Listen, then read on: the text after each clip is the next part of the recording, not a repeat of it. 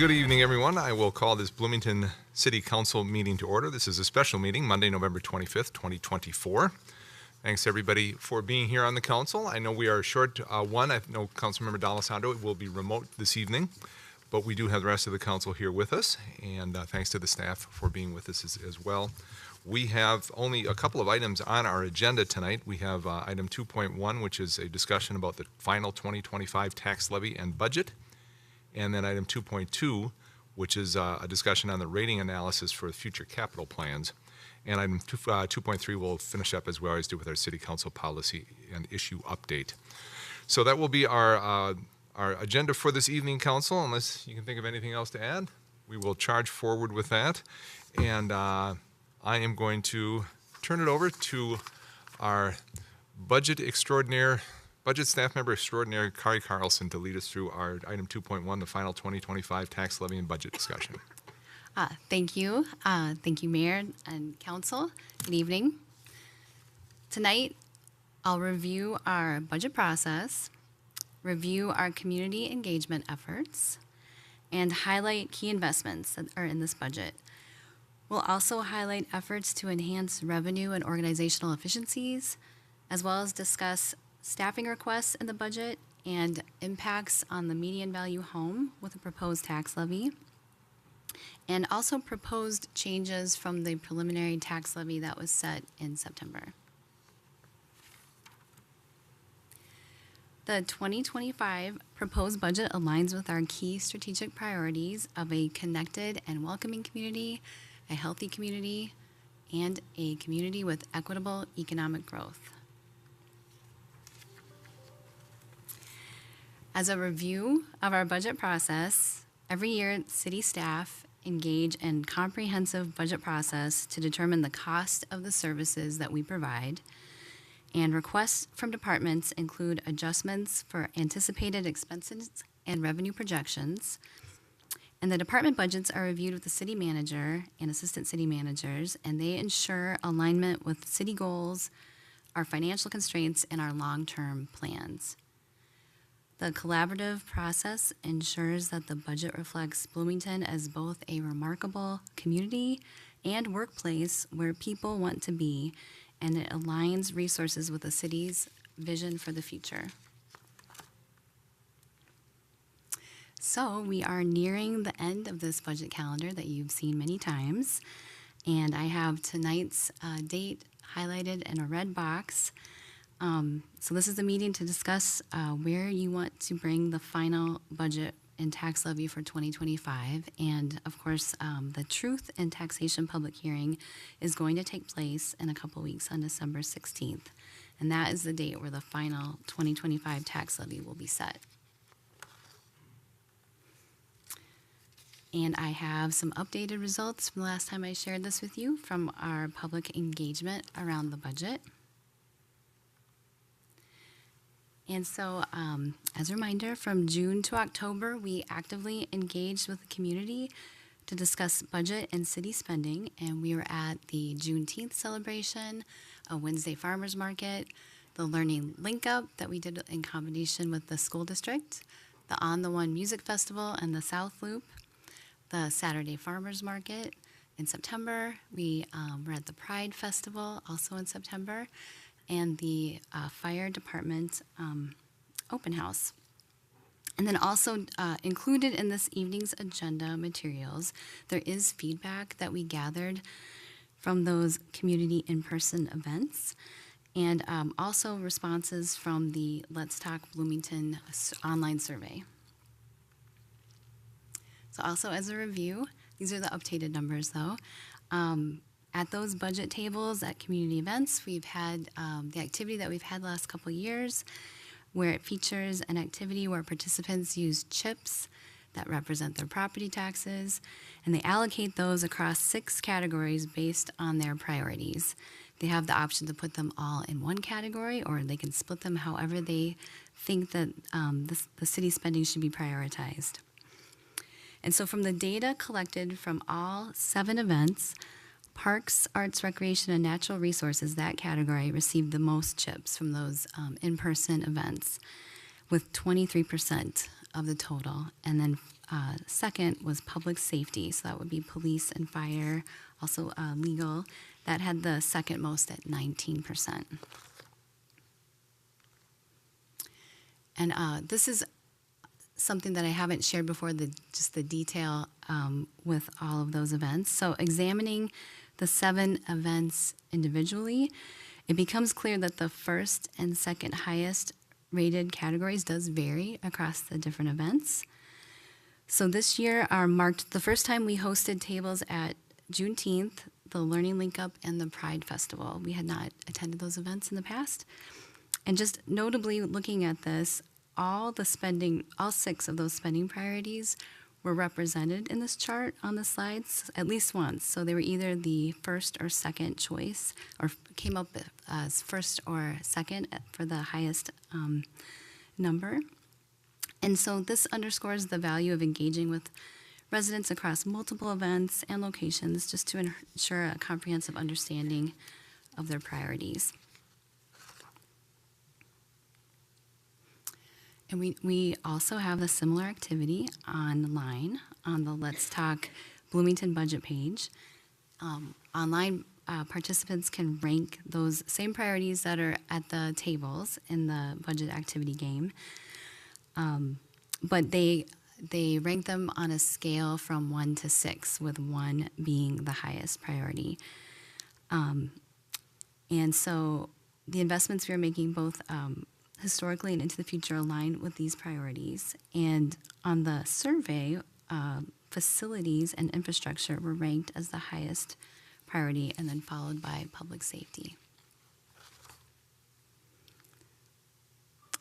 Also, as a reminder, we also maintain a comprehensive budget website where we share budget presentations, detailed information, and the recorded council discussions like this one will be posted on our budget page tomorrow throughout the budget process. And we also have everything from last year as well that is up there.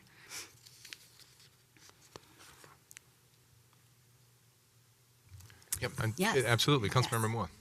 Thank you, Mayor. Thank you for being here, Kari. For the public engagement, over the last couple of months, we got an email from a resident. This is our second year doing it, and I think it's been fantastic, and it's been really insightful. But I do wonder, and it triggered some thoughts in my head, how can we better reach different populations in Bloomington? And so as we're looking into next year and beyond, I'm wondering if we have opportunity to partner with different events that we have with our local partners, maybe like Veep, Rotary, Todd Pod, to get into different spaces with different populations within our community to really get a grasp of like what different demographics are really feeling. Because that did trigger in my head, like a lot of these are fun events.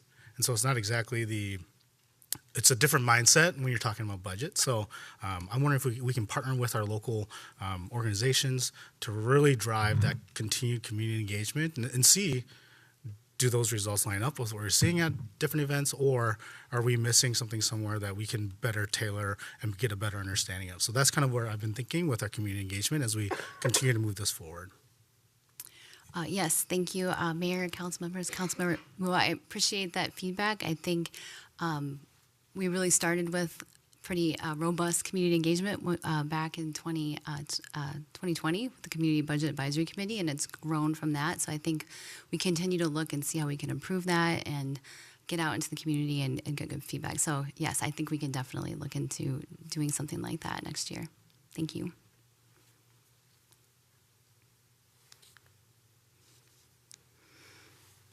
So just talking about some investments, we talked about those priorities, public safety and parks. Residents have highlighted that importance through those budget engagement events and online. And just wanted to point out the City Council has prioritized these community needs. Just some examples are approving the use of the one-time public safety state aid to fund temporary overstaffing of police officers. This is helping prepare for planned retirements, reducing overtime, and maintaining full force staffing levels. And then also the proposed 2025 tax levy does include funding for debt service related to Bryant Park project, which will feature Bloomington's first fully inclusive playground, along with a redesigned park shelter.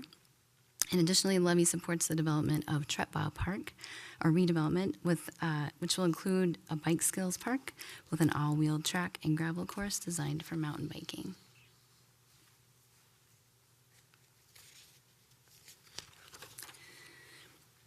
And I want to touch also on the fire department long-term strategy, which has been a big part of our budgets in recent years. So as a review, our fire department is advancing the long-term transformation initiated by the City Council in 2022, transitioning from a paid-on-call model to a combination department with both full-time and part-time firefighters. And this shift is aimed at enhancing fire response times and improving community safety.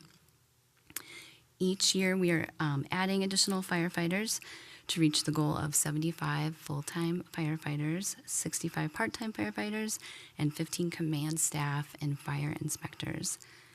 And to support this combination model, we are also updating 6 fire stations, all 6, addressing critical needs and facilities that were originally built in the 1960s. 2 stations have already been rebuilt, with plans to complete the remaining updates by 2030. And as you know, this effort is supported, is being helped by federal funding. We did receive a second SAFER grant through a federal grant through FEMA. And that SAFER acronym stands for Staffing for Adequate Fire and Emergency Response.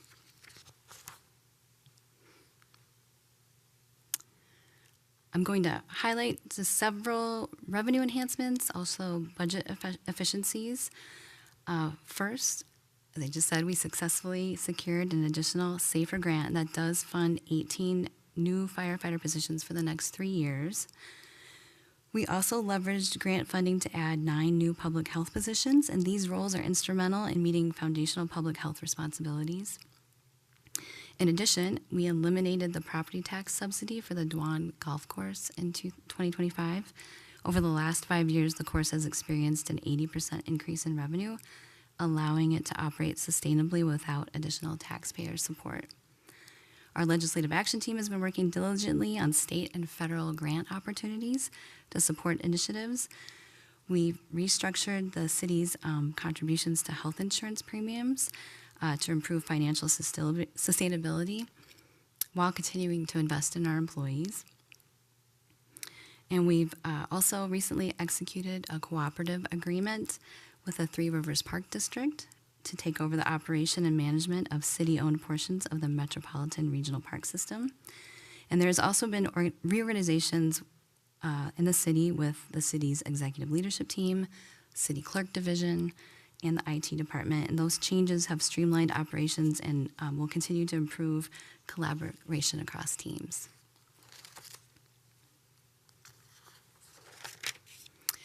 Want to take some time just to talk about, there are some new position requests in the 2025 budget. These are the ones that are in the general fund.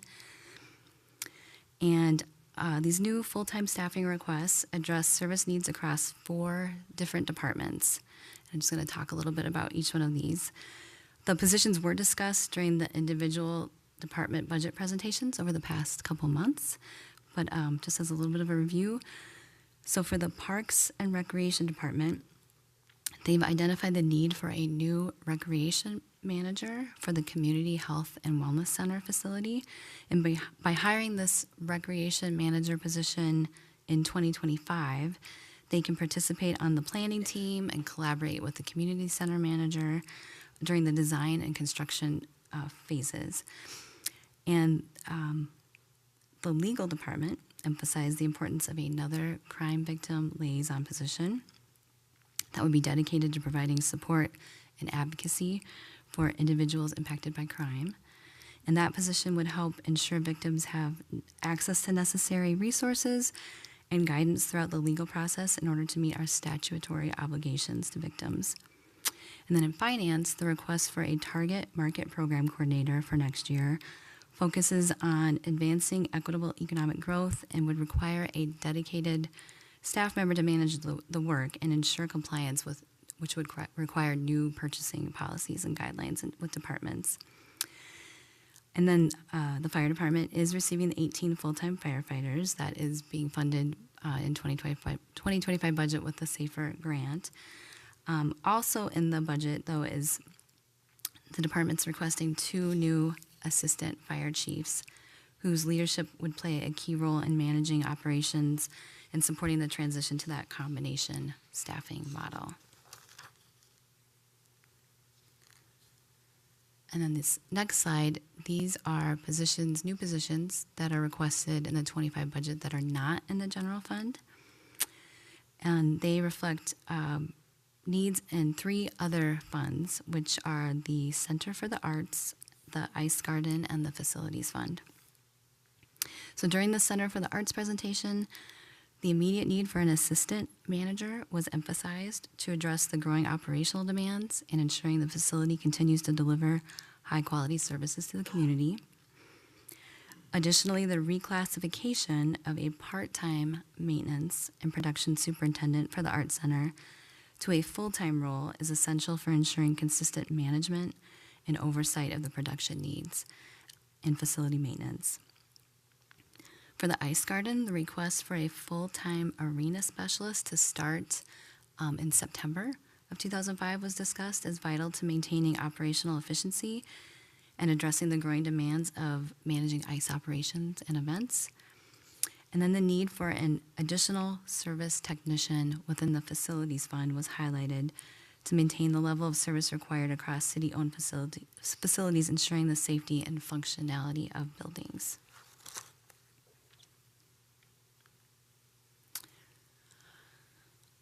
On November 14th, the Minnesota Department of Revenue released the combined preliminary 2025 tax levy increases for the entire state. And so combined, the cities increased by 8.8%, counties 6.4%, townships 6.3%, schools 4.4%, and special taxing districts 5.7%. The Bloomington preliminary tax levy was set in September, and that was an increase of 11.5% from the 2024 tax levy. And what we're going to go over next is the recommended tax levy to decrease to 9.97% compared to the 2024 tax levy. So this is a revised proposed final 2020-25 tax levy. So it would be an increase of just over $8 million from 2024. The majority of that increase is in the general fund. Additionally, there are increases in the Communications Special Revenue Fund, the Arts Center Enterprise Fund, and the Ice Garden Enterprise Fund. In contrast, the Aquatics and the Golf Enterprise Funds reflect decreases from the 2024 tax levy. And then the levy increase at the bottom required for debt service for 2025 is an increase of just over $451,000. Here is a comparison of Bloomington's. This is the updated 9.97%, but we're comparing this to all of these cities' preliminary percentages. So these could come down, of course. But just to show where Bloomington is falling compared to these other cities.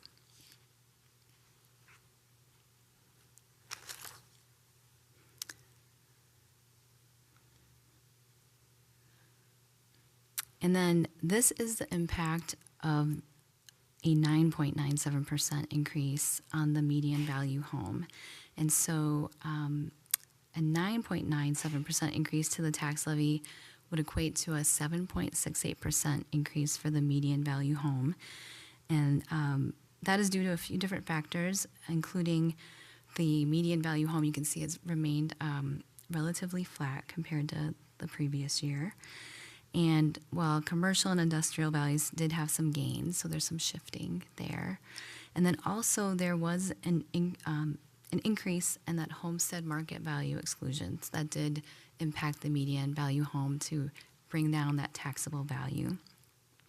But that equates out to, so a 7.68% increase, that translates to a $2.10 increase per week for the median value home, or $9.10 a month, or $127.60 a year. So now I'm going to spend some time on this slide just walking through the changes from the preliminary budget to what we are presenting for you tonight for your consideration at a 9.97% increase. And it's in order of the most impactful. So those numbers in red coming down are bringing down the tax levy. The ones at the bottom are putting it back up. So I'll start with at the top. So the biggest one was that we did receive the SAFER grant that we applied for. So that did bring down the tax levy by around $565,000. We are increasing what we had originally forecasted in the 25 budget for lodging and admission tax revenue. We are seeing trends of back to where we were before the pandemic for lodging tax revenue, and admission tax revenues has far exceeded where we were. So that is very healthy. And so we're really glad to see that coming back, or that it's come back. We have an increase. If you recall, the council approved environmental health rental inspection fees. There were some different options, and the one that you approved has an increase for the 25 budget of $290,000. We do have some remaining American Rescue Plan money that can be used for continuing a little bit for the 3 battalion chiefs that were brought on initially with the American Rescue Plan funds. So that total increase of those 3 positions don't have to hit entirely in the general fund for 2025. The agreement with 3 Rivers to take over the management of Bush Lake Beach and Normandale reduced the tax levy by $165,000. We have a decrease in the Parks and Recreation budget that used to go to Galaxy Middle School program of almost $150,000. With the election, and since we still have ranked choice voting, there's not a change. That means we do not need to have a primary next year. So that had been budgeted in case we did need to have a primary next year. So that came down $85,000. Parks and Recreation had some fee increases in their programs, so increased revenue by $75,000. There were a lot of smaller reductions here and there that we were able to bring down to almost a little over $19,000. And then on the last 2, so for the health insurance adjustment compared to what I originally had in the preliminary, it was a bit more aggressive on what we were trying to get it down to at least 11.5% of what we could change our contributions for employees of what they were putting towards their health insurance premiums. The city did, if you recall, with our human resource manager, Steve Barrett, went through our process of how we did change what the contribution structure is for our health insurance. The planned increase, it wasn't as much as we initially had planned in the preliminary, but wanted to work with employees, work with the Employee Benefit Committee, and wanted to balance those rising costs just with employees' well-being and the feedback from the Employee Benefits Committee. So that does bring that back up. And then earlier when I was talking about the different positions that are in the general fund, the 2 assistant fire chief positions, we already had that in the preliminary budget, so it's not an add, and those 2 positions won't be starting until April. But what we did not have in the preliminary budget were those 3 positions: the Community Health and Wellness Center Recreation Manager, the Crime Victim Liaison, and the Target Market Program Coordinator. We did add.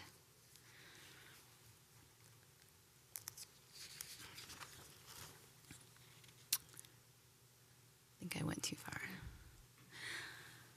So this is an updated preliminary 2025 general fund revenue breakdown with those changes I just went through. And And again, for the general fund, property taxes make up the largest portion. They make up 70% of the total revenue budget. The next largest source is local lodging and admission taxes, totaling $11 million, about 10% of revenues. And as I said, those lodging tax revenues have reached our pre-pandemic levels, and admission taxes have more than exceeded the 2019 levels. And comparing to last year, intergovernmental like grant revenue, we do have a significant increase in 24. That's primarily due to that higher base public health grant funding from the state. It has kind of an opposite expense increase in the public health budget on the other side.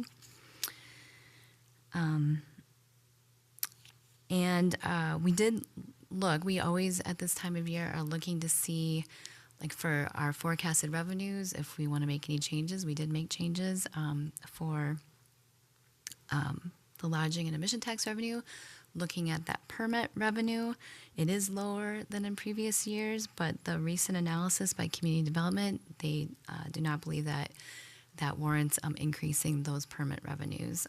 We have been able to do that in past years, but that is not the case for this budget.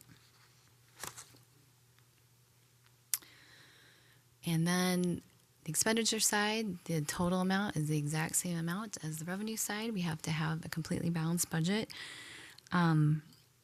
Here's the breakdown. Again, as we talk about, police department's by far the largest portion of the general fund budget. It's about 35% of the general fund budget. And combined police and fire, public safety, it's a big part. It's almost, it's about $49.5 million. And we do have a contingency that we put in our general fund budget. It's 2.5% of expenditures. It is offset somewhat because we also do budget an estimated vacancy rate because we know we are not going to be fully staffed all year, so that we don't want to have property taxes that are in the budget when we know that we are going to have a vacancy rate. So that bottom number there is the contingency offset with that vacancy rate, but it's still over $1 million.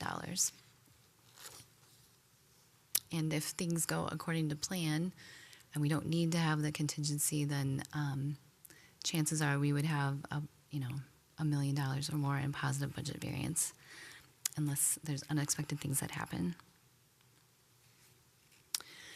So this slide, I just want to, this is not what it's for sure going to be, but just the way things look at like right now when we project it out. And on the left is different options for a 2025 tax levy increase.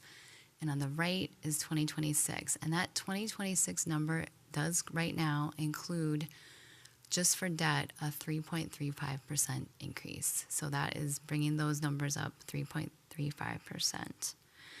And so that's a placeholder right now. But what the purpose of this slide is just showing the inverse relationship between tax levy increases in 25 and 26. If we're keeping all of the services, everything that's in there the same. So at a 9.97% increase with that placeholder for debt service, that equates to a 15.49% potentially in 2026. And then all the way down to where we are right now with that 11.5% increase could be a 13.91%. This is very high level projection, but I just wanted to give a sense of what the impact would be on the next year. And then finally, I wanted to give an update on this. We talked about this earlier in the budget process. So the Government Finance Officers Association, GFOA, we are working with them. So they are under contract they're doing a risk-based reserve analysis project that we had talked about. It was launched last month. And there's a team of 8 of us, 8 Bloomington employees that were interested in helping with this and learning and collaborating with the GFOA staff on this initiative. And that Bloomington team, we recently did some training. So we completed calibrated probability assessment training as part of this project that we can all use our new skills to work on this and then keep that for future as well. So as a reminder, this initiative, it includes several key steps to ensure a very thorough and a data-driven analysis of the city's reserves. So we're in the process of obtaining loss run information from the League of Minnesota Cities Insurance Trust. The Minnesota GFO, or the National GFOA had recently done some work with the League of Minnesota Cities, so it has some context there. But just to understand, not just for Bloomington, but in the region, different claims trends and losses. And GFOA will be working on a comprehensive financial analysis of evaluating our past capital spending, the city's hazard mitigation plan, workers' compensation loss run history, capital improvement plans, cash flow history, and debt information.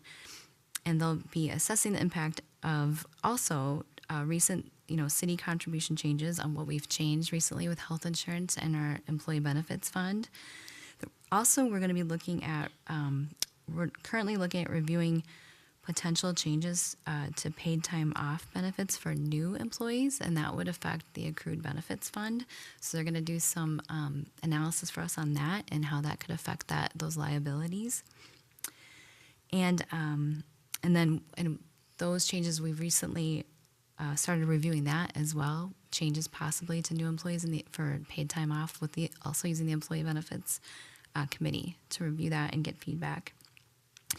But this reserve analysis project, as we said before, it's going to provide very valuable insights to aligning reserves and identifying those risks while maintaining our financial stability. And so the GFOA is scheduled to present the results to you in the first quarter of 2025. I'm going to interrupt you for just a moment. Yes. Councilmember D'Alessandro. Thank you, Mr. Mayor. Can you guys hear me okay? Yes. Okay, thanks.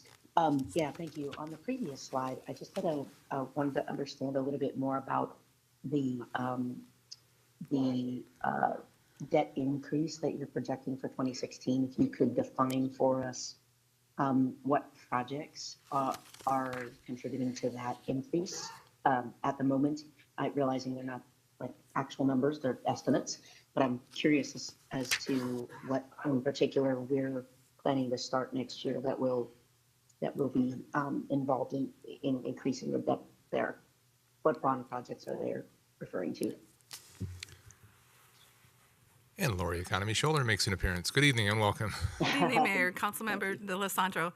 The projects next summer will include projects for the garage replacement, utilizing that building that the city purchased a couple years back.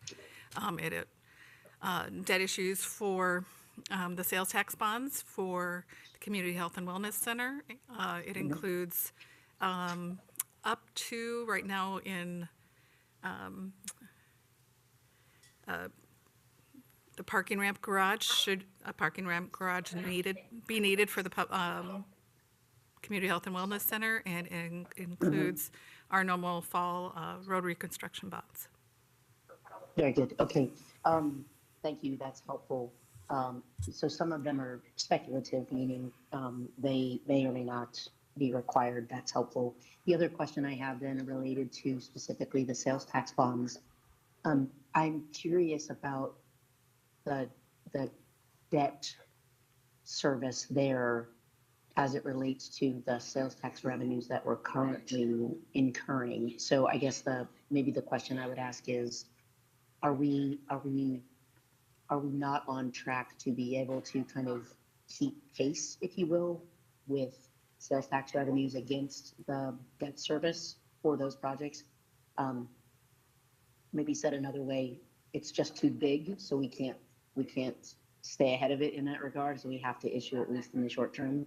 And then if that's true, then the next question I would have is, how do we use sales tax revenue that does come in to repay that debt so that it's not debt that we use property tax or general fund dollars for very long? I mean, is it essentially a bridge of sorts?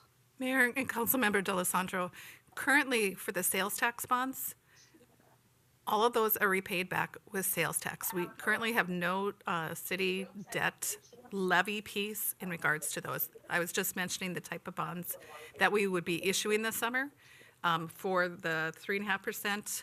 Those are the three big pieces would be the garage, the parking ramp, and the reconstruction. Those play a part in the debt service levy.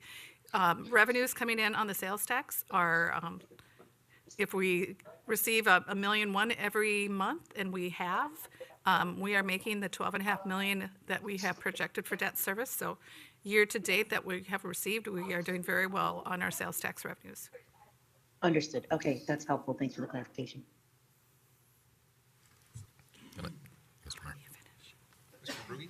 Thank you, Mr. Mr. Brugge? Mayor and council members. And just following up on a comment from the CFO in terms of what's included next year, the parking ramp project that Ms. Economy Scholler referenced is not at the same amount that we had talked about earlier. We've lowered that amount.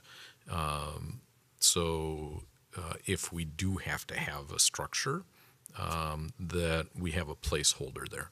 It's not our intent, and I would just want to be clear about forecasting this. That's not what we're proposing right now. We have it in there as a placeholder just in case it becomes impractical from a site design perspective, that we have to look at some options. Councilmember Lohman? So, how much of the that 3.35% does that represent?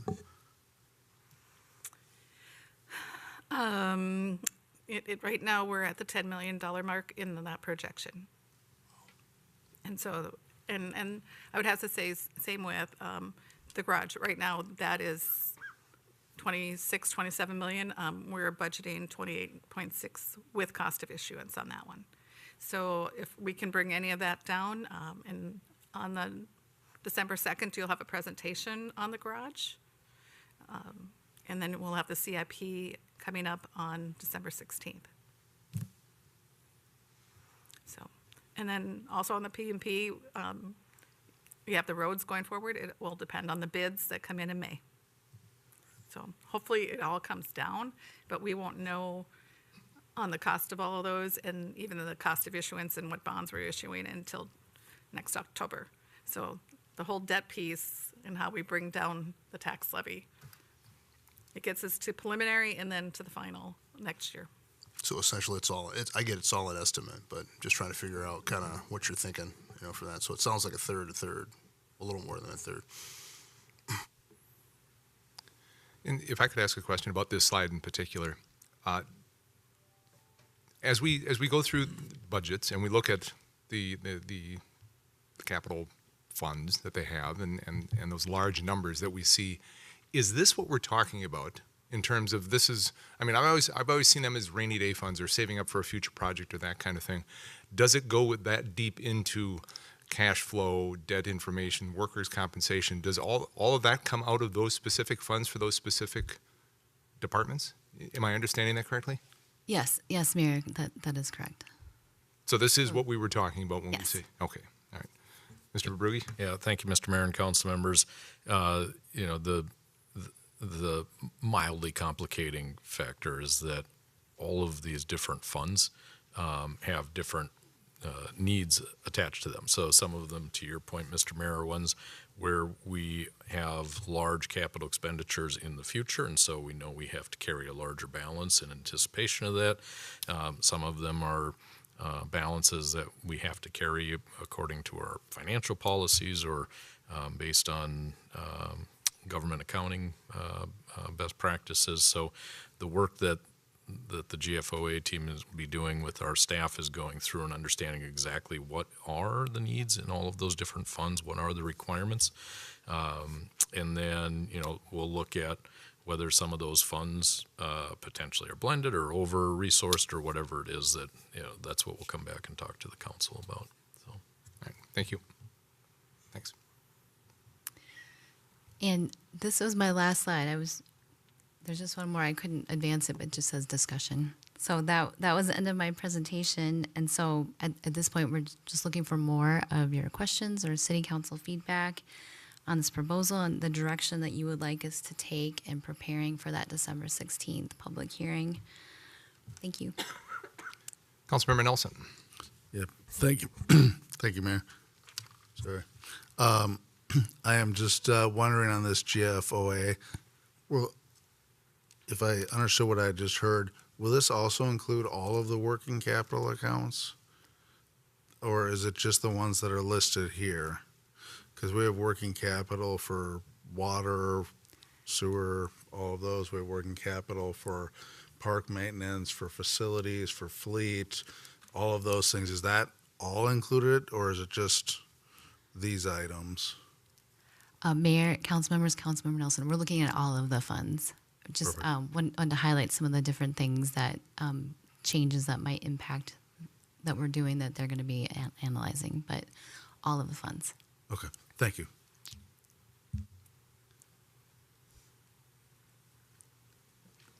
Additional discussion, council? I will chime in a couple of different things.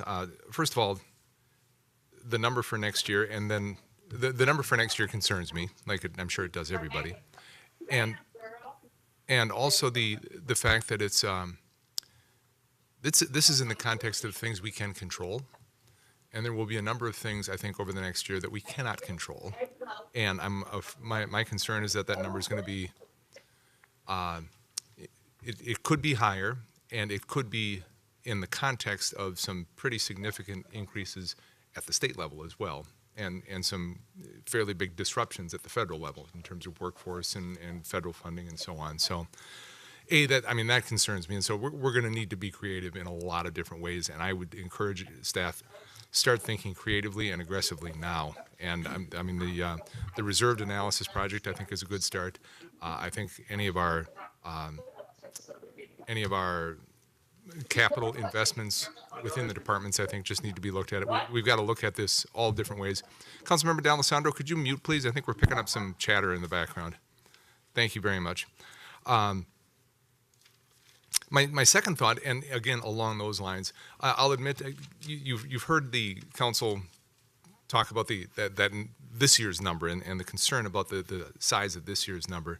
So frankly, I'm a little disappointed. I was happy to see the numbers come down and the showing all the numbers come down, but then the willingness to jump right back in with $300,000 worth of new staffing, frankly, is a little disappointing. As I know what the council is thinking here in terms of trying to get that number low and trying to control the spending as much as we possibly can. So it might be something to consider and look at, and I don't know what the rest of the council is thinking as well, but it's just one thing that jumped out at me. All in all, I think it's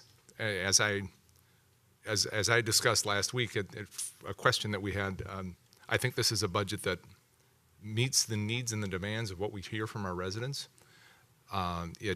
It's logical, it's practical, it does what's expecting to do, and it's still a tough number to swallow. It's still a tough number to swallow. So those are my thoughts. Others, Councilmember Carter and then Councilmember Mua. Oh, I'm sorry, Councilmember D'Alessandro. I didn't mean to leave you out. We'll start with you. Councilmember D'Alessandro. Okay. Thank you, Mr. Mayor. Appreciate it. Yeah, so I have two comments. One is in line with your comments, which is I actually really understand the especially as it relates to the recreation manager, the desire to get them on the ground, hit the ground running, be a part of the process, et cetera. It's just really hard to consider doing that in light of the burden we're placing on taxpayers right now. So I would, as much as I love the concept and I understand it completely, it's difficult for me to support adding that person in, almost 2 years before we have the place actually built. So that would be my first comment. Secondly, I had an open question about our fire department. Obviously we are trying to ramp up to a full-time fire department, and I totally appreciate that. I'm just wondering if doing 18 and then another 18, meaning that by the time this whole SAFER grant thing rolls off, we'll have to support 36 people in a budget is like biting off more than we can chew. I'm not saying we shouldn't do it, but there's an open question in my mind about like, do we hire only 12 with this current SAFER grant and extend the support of the SAFER grant for for 6 of the people we've already brought on for another 3 years, or we do something a little bit more incremental there. Those are 2 ideas that came up to me as I was thinking about this, just as a means to try to take another point or so off the levy here. I'm nervous not only about the size of this budget, but like next year, it just makes me very, very nervous. And what I don't want to be doing is I don't want us to have to stop doing, like completely put a hold on something that we've promised to our constituents and to the residents here who have said they desperately want it. But, you know, it can take a little longer to maybe get there than what we're proposing in some of these cases. And I'm wondering if that's potentially an option just to keep the burden as low as possible. Thanks. Mr. Verbrugge? Thank you, Mr. Mayor and council members. Councilmember D'Alessandro, regarding the fire positions and the SAFER grant, we do not have the flexibility to apply those differently than how they have been programmed. So the application that we made was for the hiring of 18 firefighters. So we have to use it for 18 new positions. We can't reallocate a portion of it related to other positions that maybe were already on staff. And just a reminder to council that with the first SAFER grant that we received, which is coming on to the tax rolls beginning in 26, Kari, thank you, is that we do have a plan to ease the impact of those coming in utilizing the fire pension fund, so that we do buy down the property tax impact associated with those, and then the impact of this most recent 18 would then be 3 years after that. So I think utilizing a similar approach for the second batch of 18 to what we're doing for the first batch of 18 makes the management of the impact of those positions to our tax levy reasonable. So I'm pretty confident we have a pretty good plan there. Understand the position concern regarding the Community Health and Wellness Center coordinator, in recognizing the importance of that role that'll be putting together the programming as the facility is in construction. But certainly appreciate the council's concern on that. The other position I'd point out again, that targeted market program coordinator is following through on a council priority for the inclusive purchasing transition that we're in the process of. We are in the midst of a study right now with several other cities.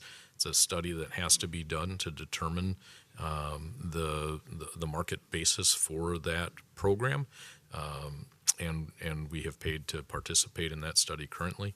So having somebody on board to administer that program as soon as possible is a strategic initiative from the council and one that we need to follow through on if we're going to continue to do that. It is at discretion of the council if you don't wish to do that we could stop.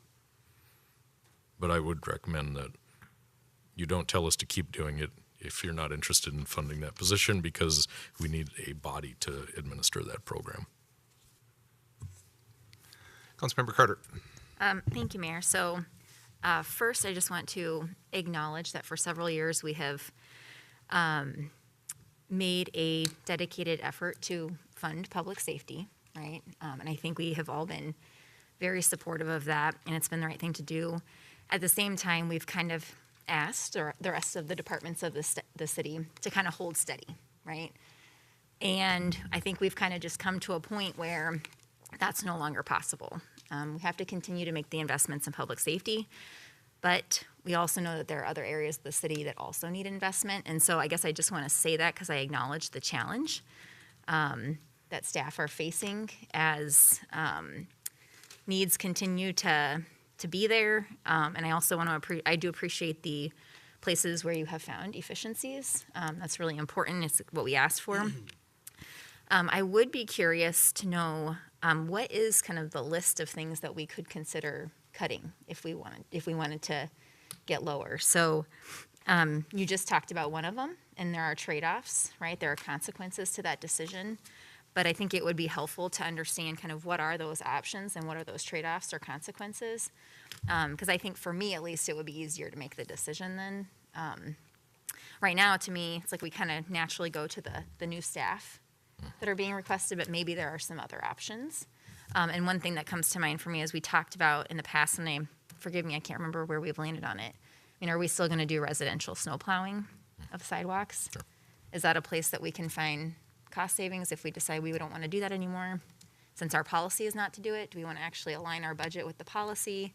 So I guess that's kind of where I'm at right now. Mr. Brugge? Thank you, Mr. Mayor and council members. Councilmember Carter. Make sure I hit all of the points in there. I'll start in reverse order. So regarding the sidewalk snow plowing issue, our staff is actually meeting in just a couple of weeks to develop the engagement process because we recognize that there are a great number of stakeholders in that consideration, given how many people have properties with sidewalks that will be impacted by the decision. And we want to make sure that we engage them during the season when it's most relevant, right? If we had done an engagement process in the summer, we probably wouldn't have got relevant feedback or as much feedback. So we want to make sure we're doing it in proper context. That even whatever decision the council makes is not going to have what I would say is a significant monetary impact that's going to have real levy implications. It would probably be maybe in the order of $40,000 to $60,000 a year. If we do make a change in how we do our sidewalk snow plowing, the impact is that we'll be able to reallocate staff during those events. And will also mean we'll probably get some priority snow routes completed even faster. And we'll be able to get through the sidewalk snow plowing faster because, as you're aware, sometimes it can take us as long as 3 days to clean up one event. And then if we get back-to-back events, then it's a lot of going back. And even when we're doing it that late after it's been trod on for 48 or 72 hours, the conditions aren't ideal anyway, right? So there's a lot to consider there. Not a huge impact for the levy. In terms of the services that, or the things that we can do to potentially gain reduction, I do want to be very straightforward for folks who are watching that what we've presented to the council is largely a continuation of service budget. So we did not get feedback from the council that there were specific services that you were interested in dialing back on or considering for reduction or elimination. What we did do, Kari and I and some others, we went back into the budgets, especially the larger budgets, the police department, public works, and parks and recreation primarily. And we did an analysis of actuals versus budget over the last several years to see if there's any sort of trend where maybe we were underspending the budget that was allocated, and that could maybe lead us to believe that we're over-resourced in the non-people parts of the operations. And we didn't see any pattern there. So the departments are working with the budgets that they're being given for their operations. Because if there had been some sort of a trend, we'd probably look at whether we could draw that down a little bit. The final thing that I would say is that you're right about the trade-offs or the implications of some of the decisions, and I think council understands what those are. But if there is something that you'd still like us to take a look at, we don't have final adoption scheduled until December 16th, so that kind of feedback today would be good. But I just want to be clear, this is largely a status quo budget with the exception of those positions that Kari walked through. And those are directly tied to specific initiatives, which the council has been supportive of. Councilmember Mua and then Councilmember Lohman. Councilmember Lohman, do you have something specific to that point? Or okay, Councilmember Mua and then Councilmember Lohman. Thank you, Mayor. The budget conversation continues to be the most difficult conversation that we have every year, right? It's the question of how do we balance future needs versus what people are looking at immediately in the near future, right? When people can't see past next paycheck, and we're talking about these projects of supporting the community, like how do we communicate the value and the drive and the ask that people have asked while balancing their need to also balance their checkbooks at the end of the month. And so it's very difficult for us to address and properly do this. Not everyone's going to be happy, and then that's ultimately what's going to happen. But I firmly believe that given the fact that we know moving into the future that we're going to continue to have challenges with our budget, like we have to be very diligent. And when we have forced scarcity, that's when we come up with better efficiencies, more cost effectiveness, more ideas, and the reorganization that we've had over the last year. That is ultimately my hope and my dream, is that we're able to get those efficiencies because we've reorganized, because we're giving our staff the support that they need. That's going to drive the reduction in a relevant and impactful way. And all that to say that, everything was cheaper yesterday. As we continue to kick the can down the road and we continue to look at this, like it would have been cheaper to do things yesterday. It would have been cheaper to have a full-time fire department last year, 20 years ago, 30 years ago. But that's where we're at now. And this is the reality that we're facing, is that to make Bloomington continue to be a place where people want to be, we have to invest and continue to invest and ensure that Bloomington meets the needs of people today. But in that same breath, we do have to make sure that the impacts of the levy every year allow people to live here. Because it is cheaper for you to go across the river, move down to Farmington, you have a bigger house, and you pay less taxes. And it's a newer community, so you get all the stuff you want, but you're 40 minutes out of town. And so that brings me up to my second point of thinking about using our Strategic Priorities Fund. I can't remember if that ran out this year in 24, or if we're going to continue to do it in 25.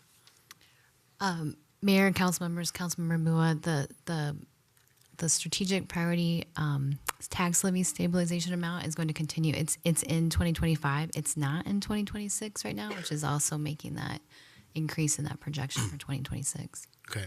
So what I would love to see is how can we use the Strategic Priorities Fund? Are we going to use more of it this year compared to what we've traditionally done? I think it's $1 million that we've done traditionally. Maybe it's $1.5 million. Can we be creative with our headcount? I know staff needs more support. And so can we make sure that we don't hire till the fourth quarter or the second quarter or whatever it is to allow staff to have the support they need, but to move that budget item, to move those dollar amounts to allow us to support the investment that we have to do. And then at the end of the day, we as council members ultimately are salespeople. It's up to us to ensure that people recognize and understand the value of what their property taxes are going to. And so continuing to make sure that we have good communication, that we're sharing with people that we're not just spending money to spend money. These are things that residents have asked for because they see the value of it and what it's going to continue to do for the city into the future. Because I work in account management, and I don't get every sale.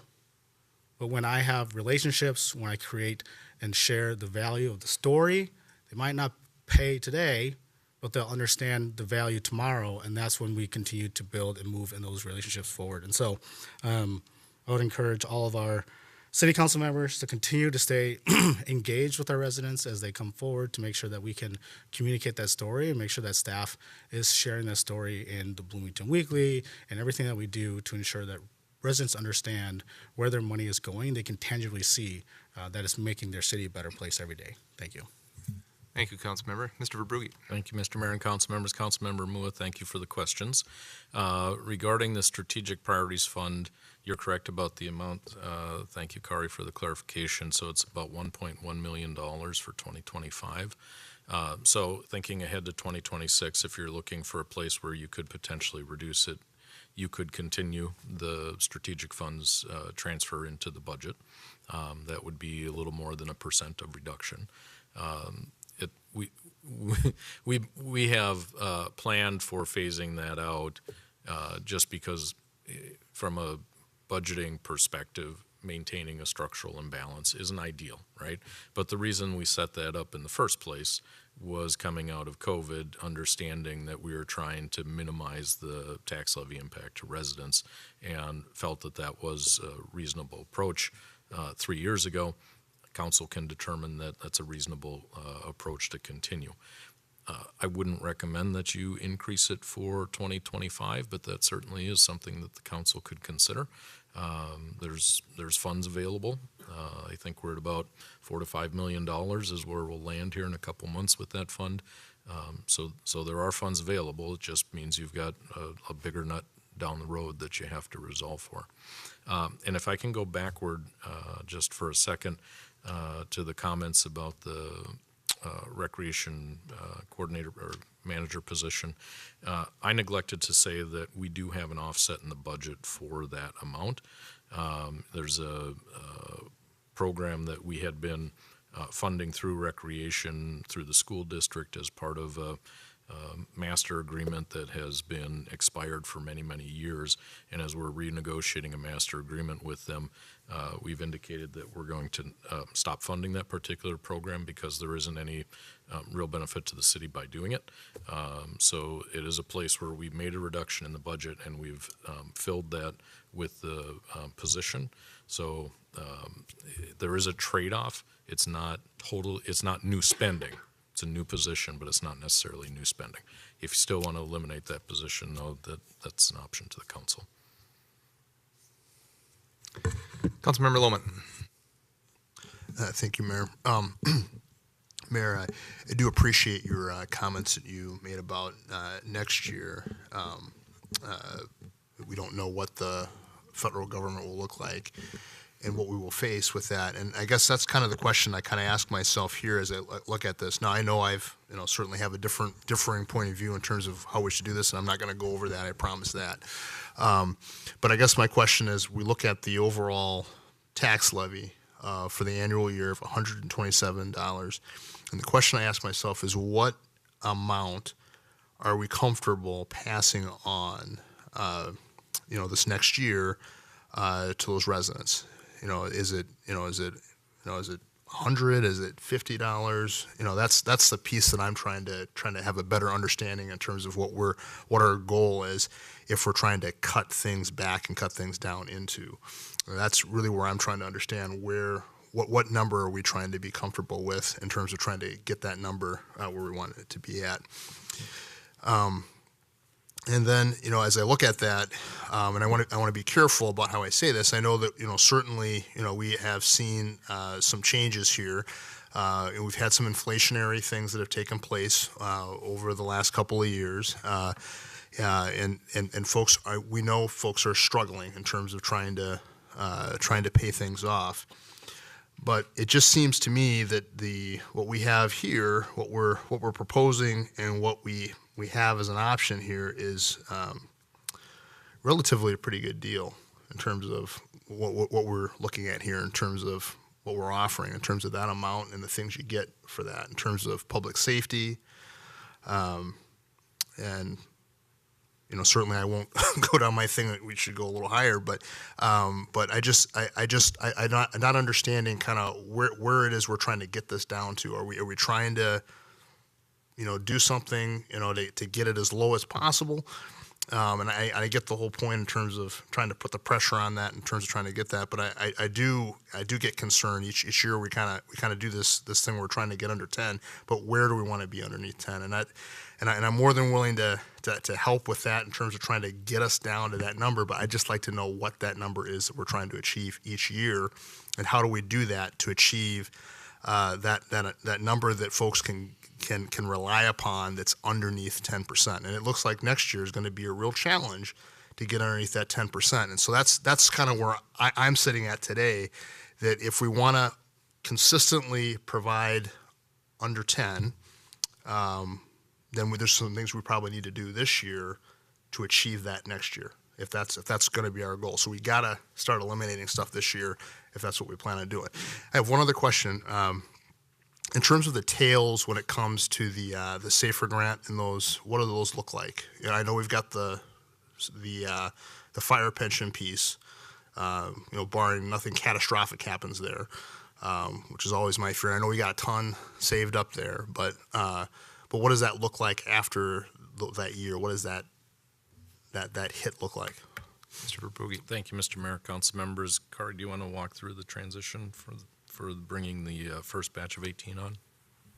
Yes, so in April of 2026, the funding will stop for the first grant, the first SAFER grant. So we'll have 3/4 of the year that we'll have to bring into the budget. And as city manager had mentioned, we have a plan to soften that hit by using funds in the fire pension fund for a few years, so that we'll, instead of taking all of that in 1 year, we'll use those fire pension funds to kind of bring those in a little bit more slowly, because it's around $6 million that we're getting over. Well, that's over the 3 years though. It's a third, like it's more like $2 million that we have to work in for 1 year.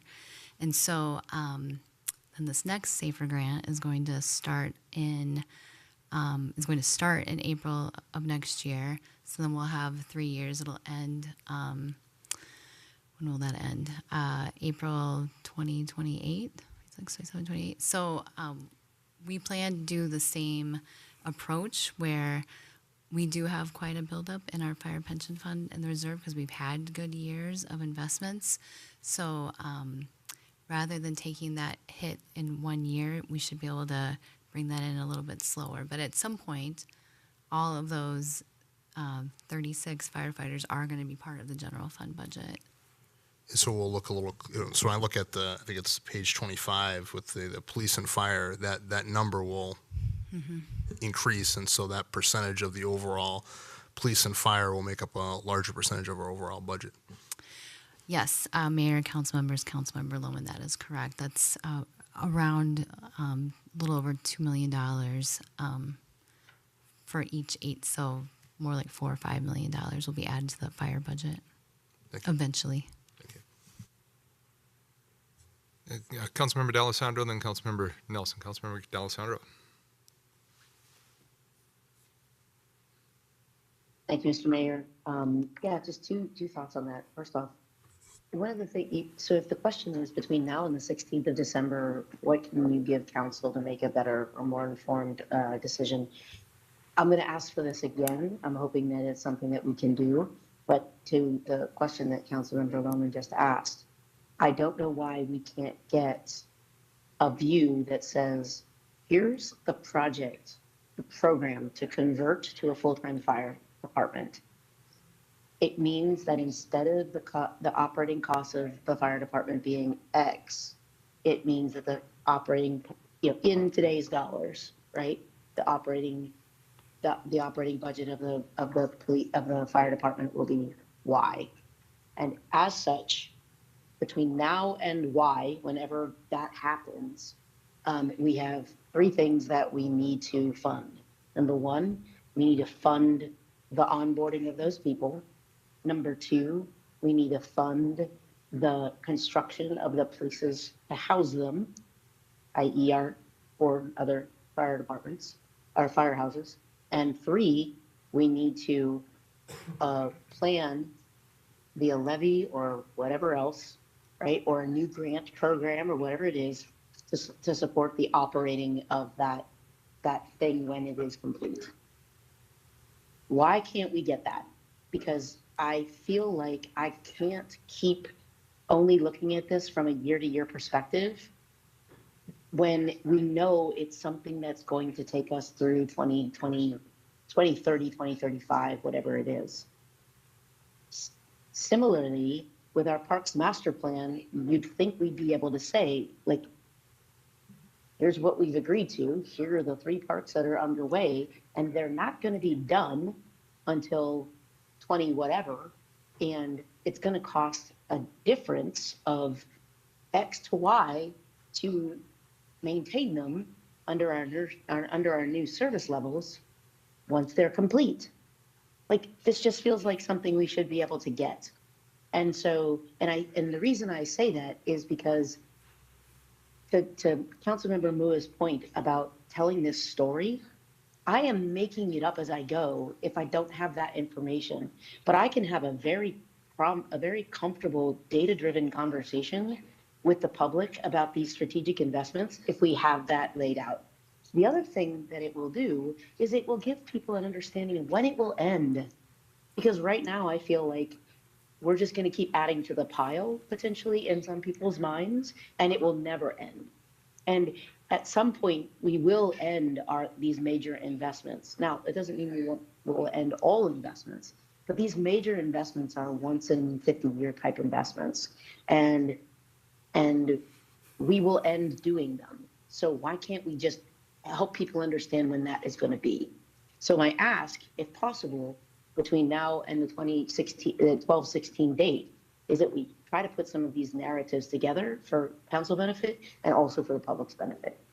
Thank you. Thank you, Councilmember. Response to that, Mr. Verbrugge? Mr. Mayor and council members, Councilmember D'Alessandro, we can certainly do that. And I apologize if it hasn't been clear for council. What I'm understanding what you're looking for is a simple one-pager that sort of shows a 6 to 7 year plan of when we're going to have increases as part of the stated plan to grow the fire department with different investments, and that includes the staff, it includes the stations, it includes an amount for levy increases or costs associated with that, and we can put that together pretty quickly. Regarding the park system master plan, as Ms. Economy Scholler said, CIP is coming through. Those are identified within the CIP, and if there's a one-pager that we can show that a little bit more succinctly, we'll take a look at how we can do that better as well. Yeah, thank you, Mr. Verbrugge. My point simply being that I think telling the story of these strategic investments and how long it's going to take to get them over the line, number one, how much it's going to cost to get them over the line, and why they're important. I mean, I think everybody's bought into why they're important. I don't think that that's the hard part here. It's just to say, like, there is a light at the end of the tunnel. Whether that tunnel is a 5-year tunnel or a 9-year tunnel, it's a little less relevant. It's more so that we have a beat on it and that we feel comfortable that we know what it's going to look like. Ultimately, what I understand is when you add 75 full-time people to a budget, you're asking for an operating budget increase that is significant. And while we can keep going and getting safer grant money and this, that, and the other thing for it, which I'm all for, the fact is, if we don't get any of that stuff, we have to find a way to pay 75 full-time staff. So if we already know what that number is and we can project when we're going to start having to pay it, assuming we don't get any help, it seems like we could just tell people that now as opposed to waiting until the year before it happens. Thanks. Appreciate it. Thank you, Councilmember. Councilmember Nelson. Yep. Thank you, Mayor. I'd like to thank you in particular, Mayor, for your previous comments about your concerns about this budget, but also looking at next year's budget, which will be significant as well, potentially. I'd also like to say that you and the city manager and frankly the council have been very clear to the public about the challenges we're going to face. And we started talking about this 4 years ago and letting people know that these things were coming. Most of this budget, the increase is due to public safety. And our police officers are amazing. They got a big raise because police officers are getting a big raise because it's a tough profession, and that impacts us. We've talked about the fire department for years about what it's going to take to get there, and yeah, we had Safer Grant, but we knew that was going to come online to our budget. We've been projecting all of this to the public for a number of years, so this should not be a surprise to those who are paying attention. That doesn't mean it's not impactful. That doesn't mean it doesn't hurt many people, but it should not be a surprise. The one thing that, and I've brought this up a number of times during a budget conversations, is I wish we had started 2 years ago looking at ways we could prioritize, I guess, for lack of a better term, cut things that aren't as high of a priority. Because I think public safety is a top priority, public works is a top priority. Our park and rec, clearly the community supports that. And that sort of thing, but where else could we do it? And so I have a few specific questions in terms of the budget here. and I never got an answer to this one previously, but we had talked about a assistant chief building inspector. Is that in this budget or not? Councilmember Nelson, you were correct that I didn't get an answer back to you. I apologize for that. Kari, do you recall the answer to that? Mayor and council members, Councilmember Nelson, I can get that. I do have that response back. I just didn't make it. So, okay. We'll have it back to you give me a before the end moment. of the week. Okay. Yeah. Yeah. Because, again, I'll just repeat, my mind, that was temporary, so if it's in there, then we'll talk about it. We previously hired an individual as a grants coordinator, largely because we had a lot of grants because of the federal stuff, and that was a lot driven by the need to facilitate those grants, for lack of a better term. But we hired someone, to my understanding, that also had, when there was capacity, the ability to get new grants. Could we get some type of update on, are we seeing an increase in our ability to get grants? Has that stalled out? Has that not happened? I'd be interested in that because we funded that position, and candidly, based on the amount of money that was coming in for the federal government, I don't think we had an option. But that money is dried up now. And so I think now we have an option of if it is adding to our budget or not.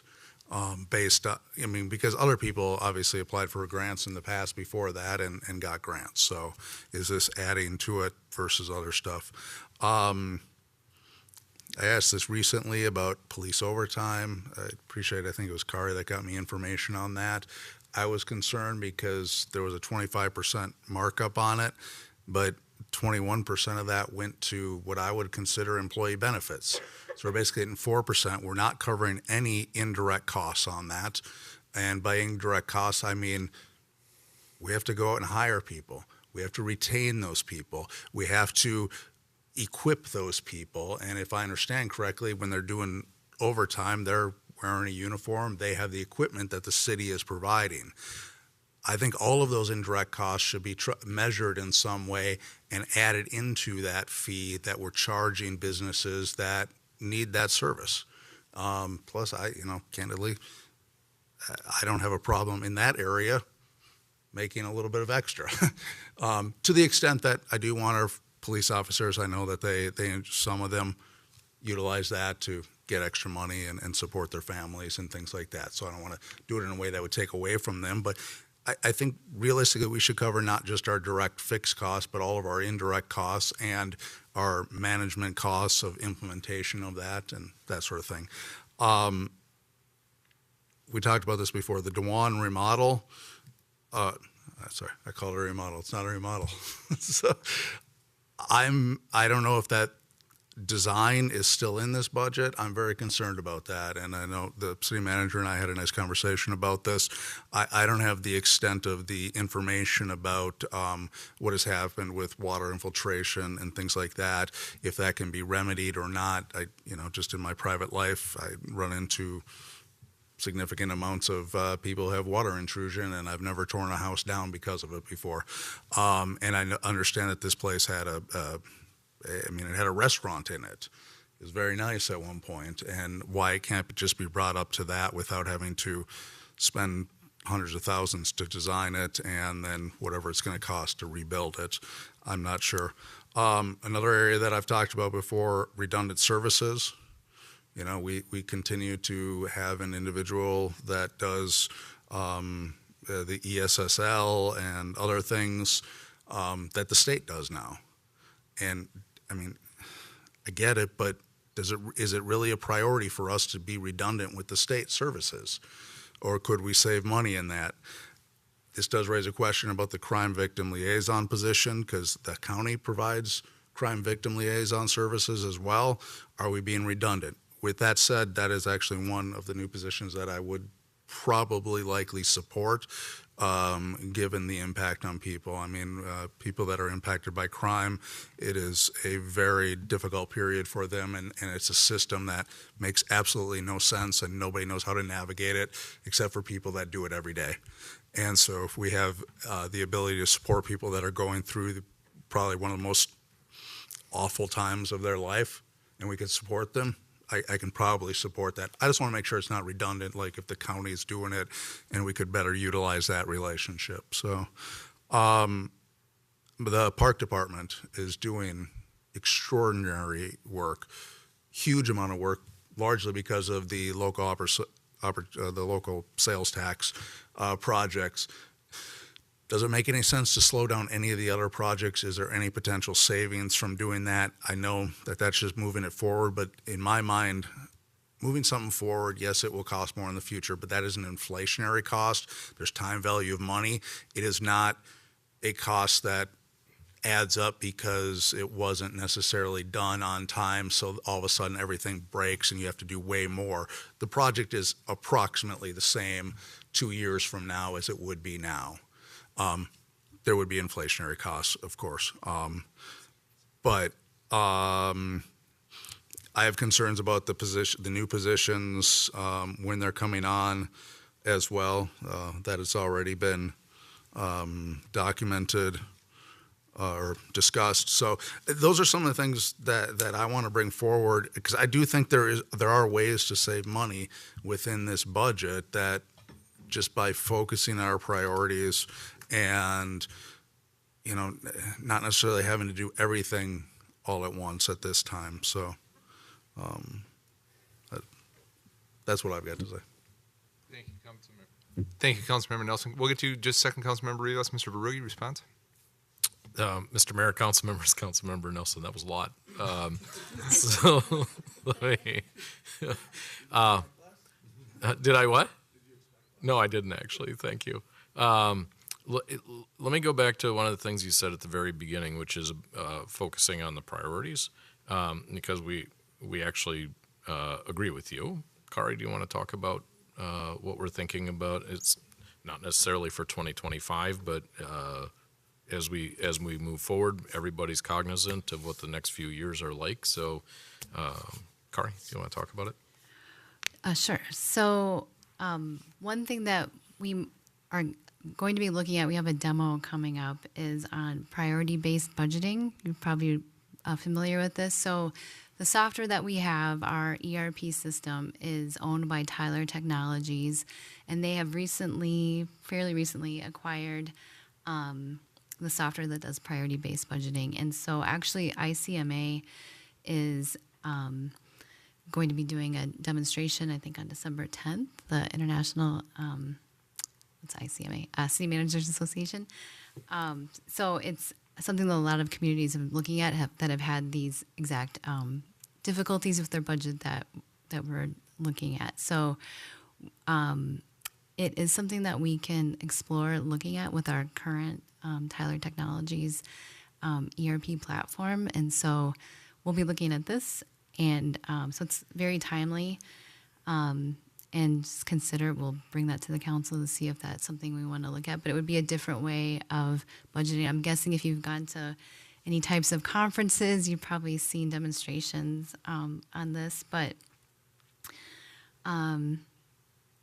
it's just a shift where you're making tough budget decisions and funding your priorities and looking at other ones that maybe are not as high priority that would come down. So I don't have a lot of details about that, but just something that, it's about revolutionizing budgeting. And I know the city of Duluth did this fairly recently. I think they might have just presented on that. I know the CFO there very well. And she's very passionate about this, and we're both on a national budget committee together. So if there's anything more you want to say about that. Nope, that's good. The other comment I would make, two other comments, Councilmember Nelson. One is that we are looking at things that we can push back in the schedule. Dwan is one of those things that's on the list. And it's both a financial impact, looking at our debt schedules over the next couple of years, but it's also just a work capacity issue, and the fact that we would likely have to bring somebody on to specifically manage that project, whether it's a consultant or something else, because currently with the projects that we have, we have really limited staff capacity to manage that project right now. So that one's likely to get deferred.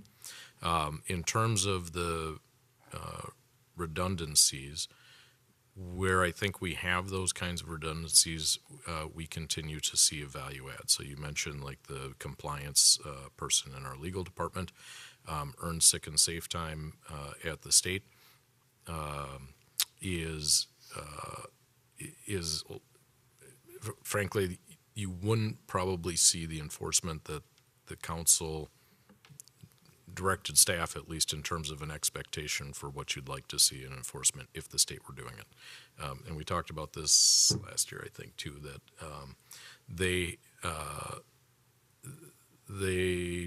told us how many staff they're going to have in their office, and based on that number, the likelihood that there would be any real impact here in Bloomington is probably pretty minimal, right? Not criticizing the state. I just don't think you're going to see the same level of concern or consideration based on the state program as compared to our local ordinance.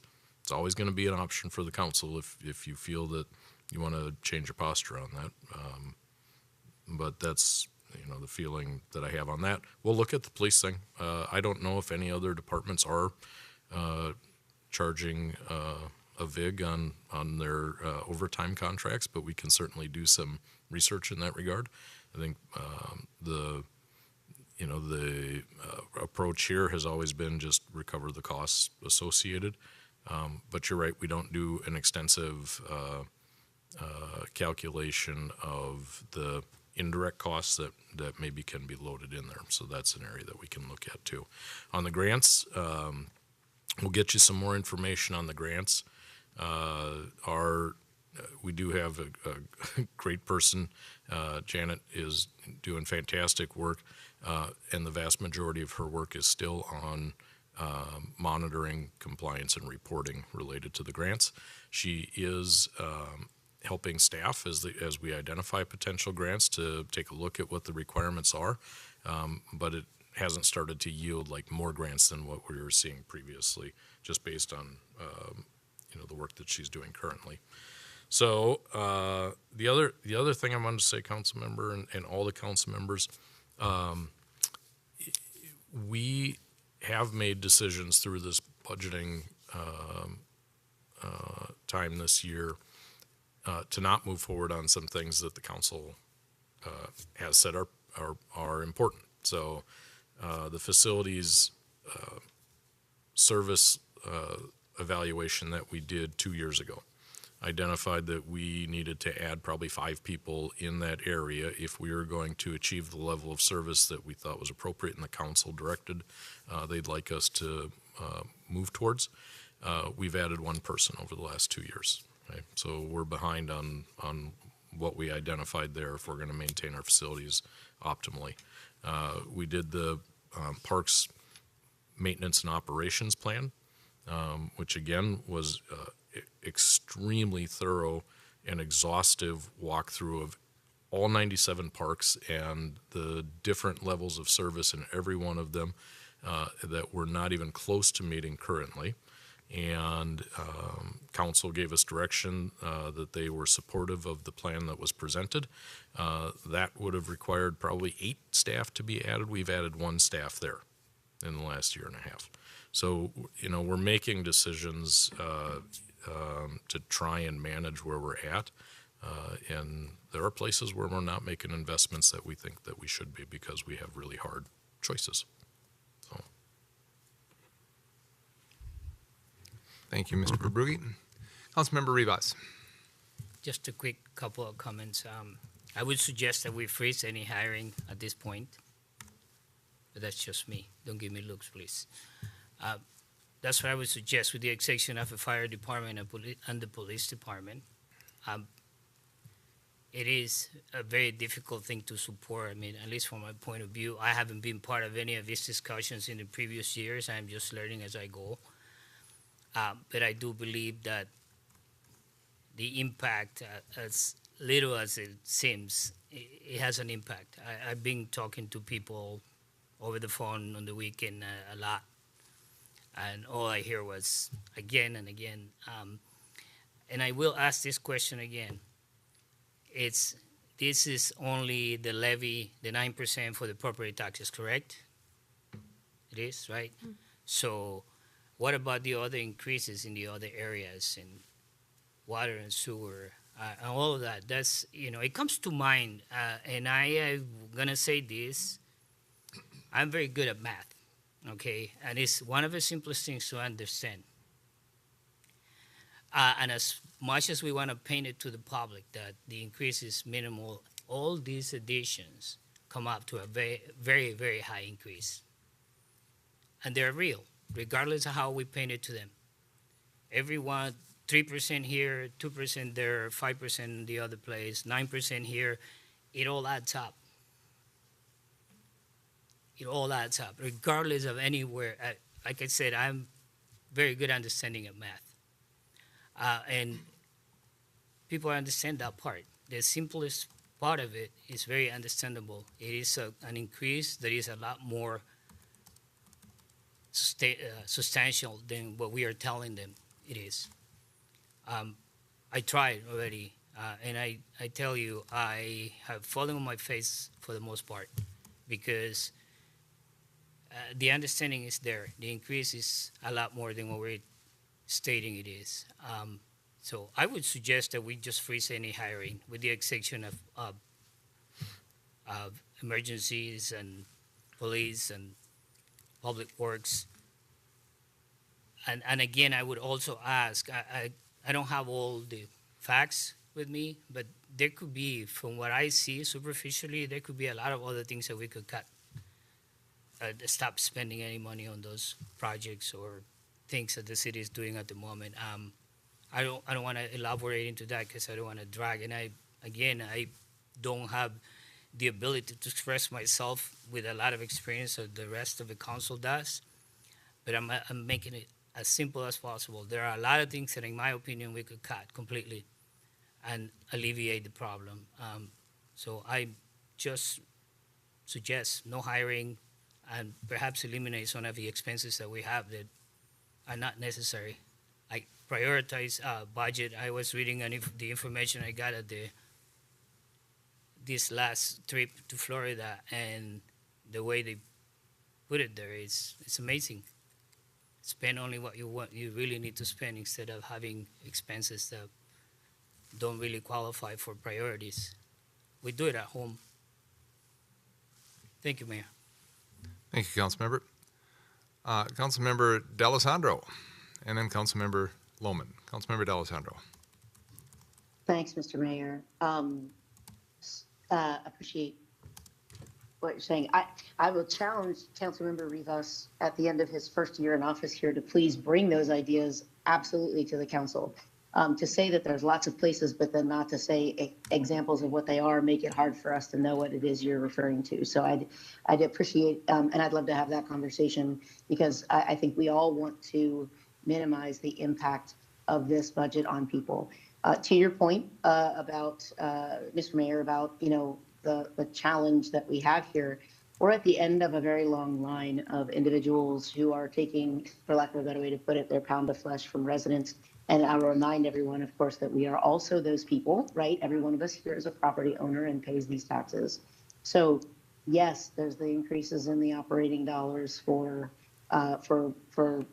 water and sewer and things of that nature.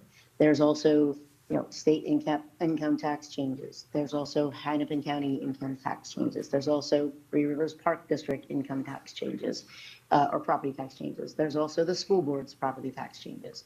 We are the last people in a long line of people who have made their budgets known. And so to the extent it is not something that we can control, that all of those other things are also on our property tax rolls, right?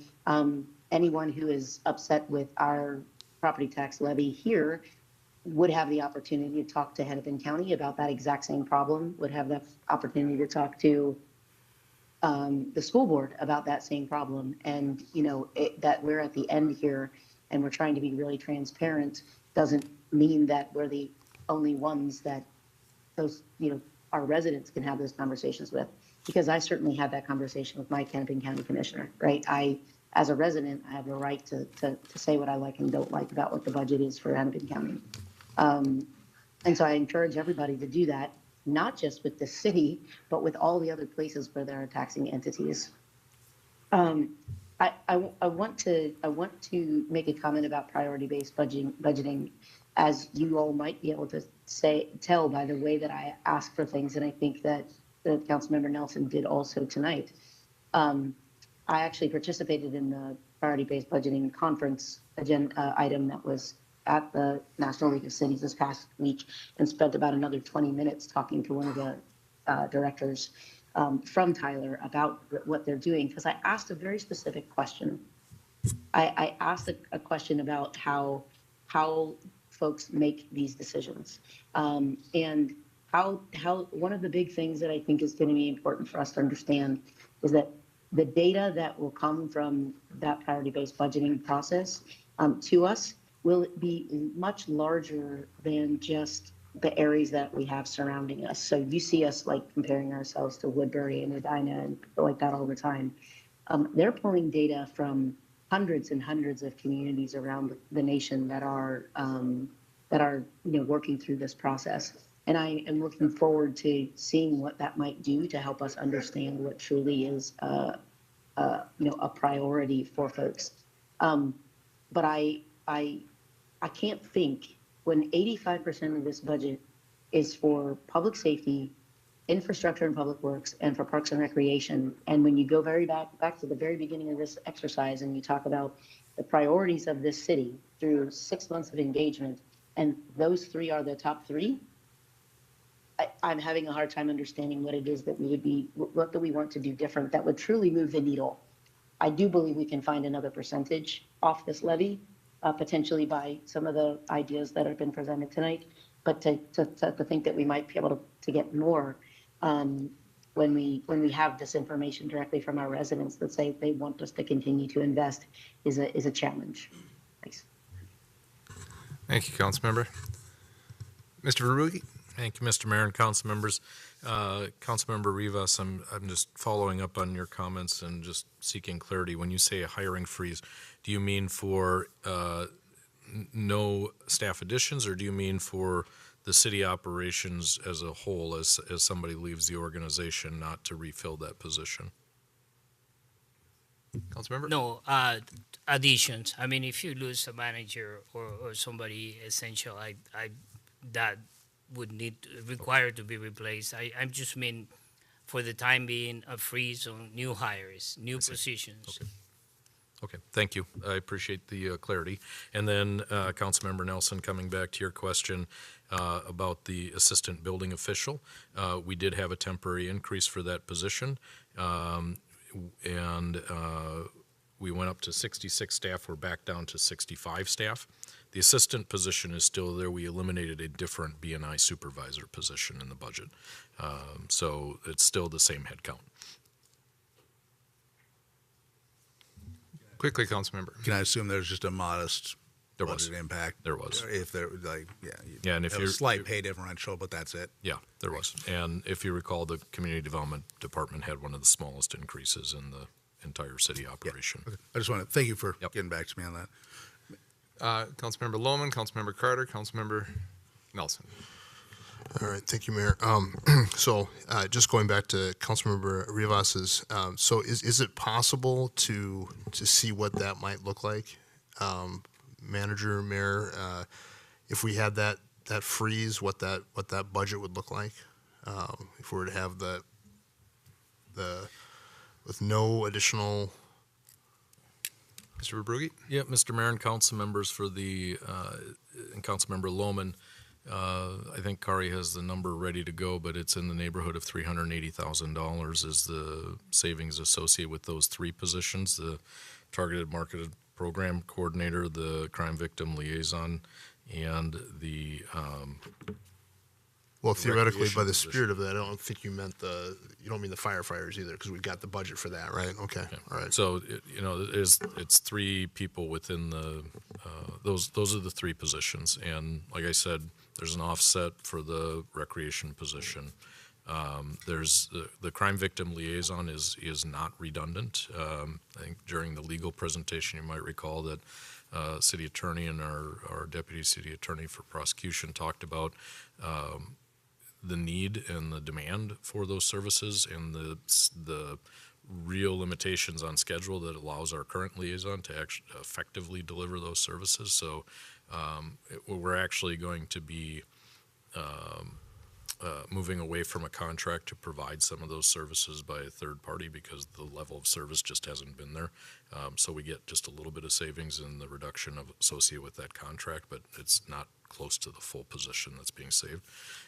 And then I already talked about the targeted marketing one. So 350, that really does 380, it's about 0.5%. 0.5%. So it really just brings us down to that point there. And then I think this other point that he brought up, which a former mayor used to bring this up, this idea that you have the taxes and then you have the fees. Is there a way for us to kind of see that, as one picture, not necessarily at the tax, and but just have something sent out so we could see a whole picture of both the fees and the taxes all together? Yeah, Mr. Mayor, if I'm understanding you, Councilmember Loman Kari, did you go through the revenues? There's a slide here, right? Let's see if this is just. Because I know we had the solid waste. Yeah, the preliminary general fund budget. Stuff we just passed last week, which was, I think was it water and waste and all that? Yeah, if you go back about. Mr. 3 slides. Brugge, I don't think Councilmember Lohman is looking for an aggregate. I think he's looking to break it down individually. Is that Yeah, and I think that was Councilmember Rivas's point as well, and it goes back to, I think, many years ago, the notion of the price of government.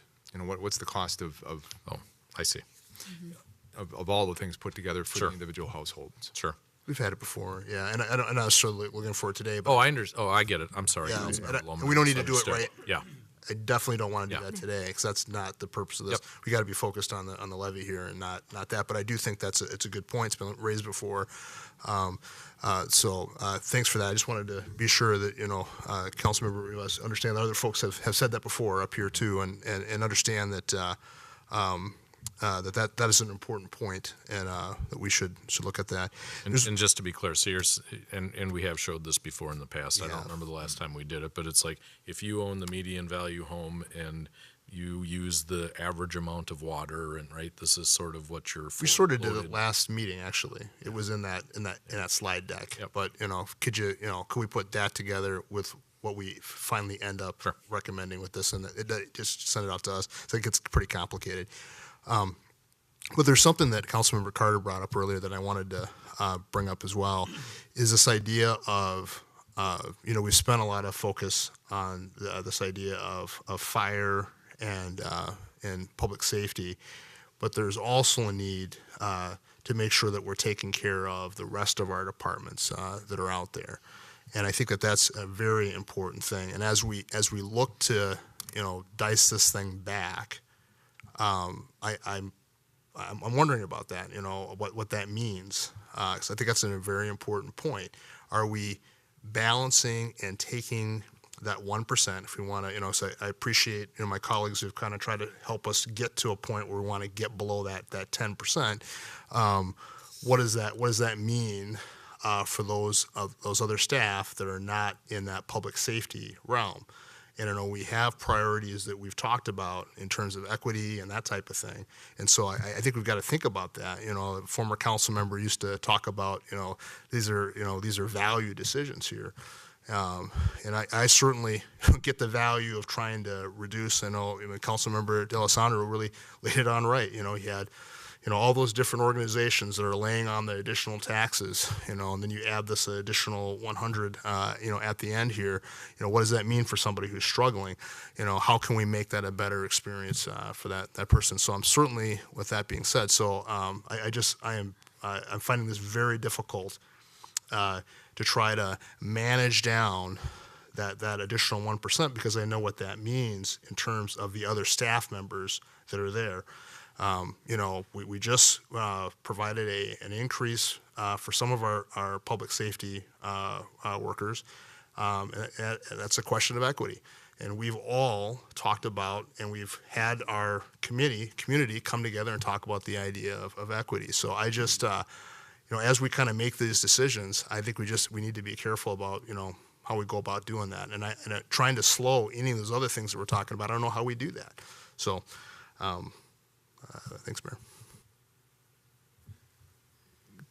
Mr. Brew, you want in on this one? Or? Thank you, Mr. Mayor, council members. I always want in on Of course this, you right? do, which is why it's now 7:45, but it's... Well, I believe more information on the front end is better.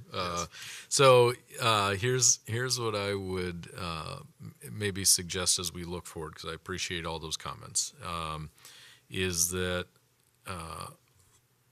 thinking ahead to 2026 and the information that Kari showed for what our preliminary working number is going into that year, even though 4 years sounds like it's a long time ago, we went through an exercise 4 years ago of looking at basically every service that the city provides, right? And so one of the things that we could probably do early next year is share that information with the council. And I think it would be good if the council maybe refreshed on that information, but then also to give some direction to staff if there are specific services that you'd like us to evaluate and do the service assessments again. And start that early in the year so that those are at least significantly progressed by the time you get to having to make some decisions later in the summer about the budget, I think is certainly one option that could be on the table.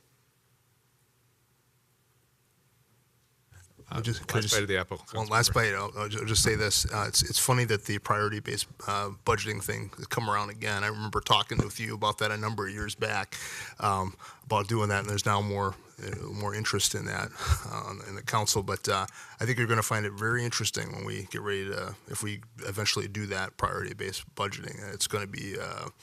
And I see the wisdom of those comments that staff has said to me before about going down that road of the priorities-based budgeting. So, Councilmember Carter. Thank you, Mayor. I actually was just going to make the point that in past years we had done the cumulative cost for a household with all of the different fees, and so was going to request that as well. I am very interested in the priority-based budgeting. Sounds very exciting. But otherwise, I don't think I have any additional. Actually, I do have one question. I was just sitting here thinking about like what I know about the city and where there could be some more efficiencies, and it came to mind. Have we gotten the results from the co-ed assessment? Mr. Mayor and council members, Councilmember Carter, they're just finished. Well, we are launching their strategic plan. So yeah, we had that quite a while ago. We've incorporated it into the strategic plan for them moving forward. Okay. Yeah. I would be curious to hear the results of that, just because in my head I was like, gosh, I wonder if there's some efficiencies there, and could we have like one department that's like co-ed and OREV? You know what I mean? So even from the council perspective, I could see where there could potentially be some overlap and some synergies and efficiencies there, but at the same time, I think that they probably did kind of do an assessment of or of co-ed's role in the context of everything else going on, and so again, would just be interested in seeing the results of that. But yeah, thank you. Thank you, Councilmember Nelson. Yeah, thank you, Mayor. I appreciate all of the conversation here. I had a specific question about lodging and admissions, and it's just only related to the fact that I serve on the Bloomington, Minnesota Travel and Tourism Board, what used to be known as Convention and Visitors Bureau. And they actually had to, and they were proactive about it, and they saw it early, so nobody is scared or anything. They were on top of that, but they had to adjust their budget kind of downward based on what they were seeing. We've adjusted ours to, my understanding, maybe upward for next year. Can you explain sort of the difference for people? Yeah, Mr. Mayor and council members, Councilmember Nelson, it's an excellent question. I had the same conversation with Bonnie Carlson last Monday, as a matter of fact. I assume you did. So we did increase our lodging revenue forecast. We have a team in finance and port and assessing who else is at that meeting? It's primarily those three, right?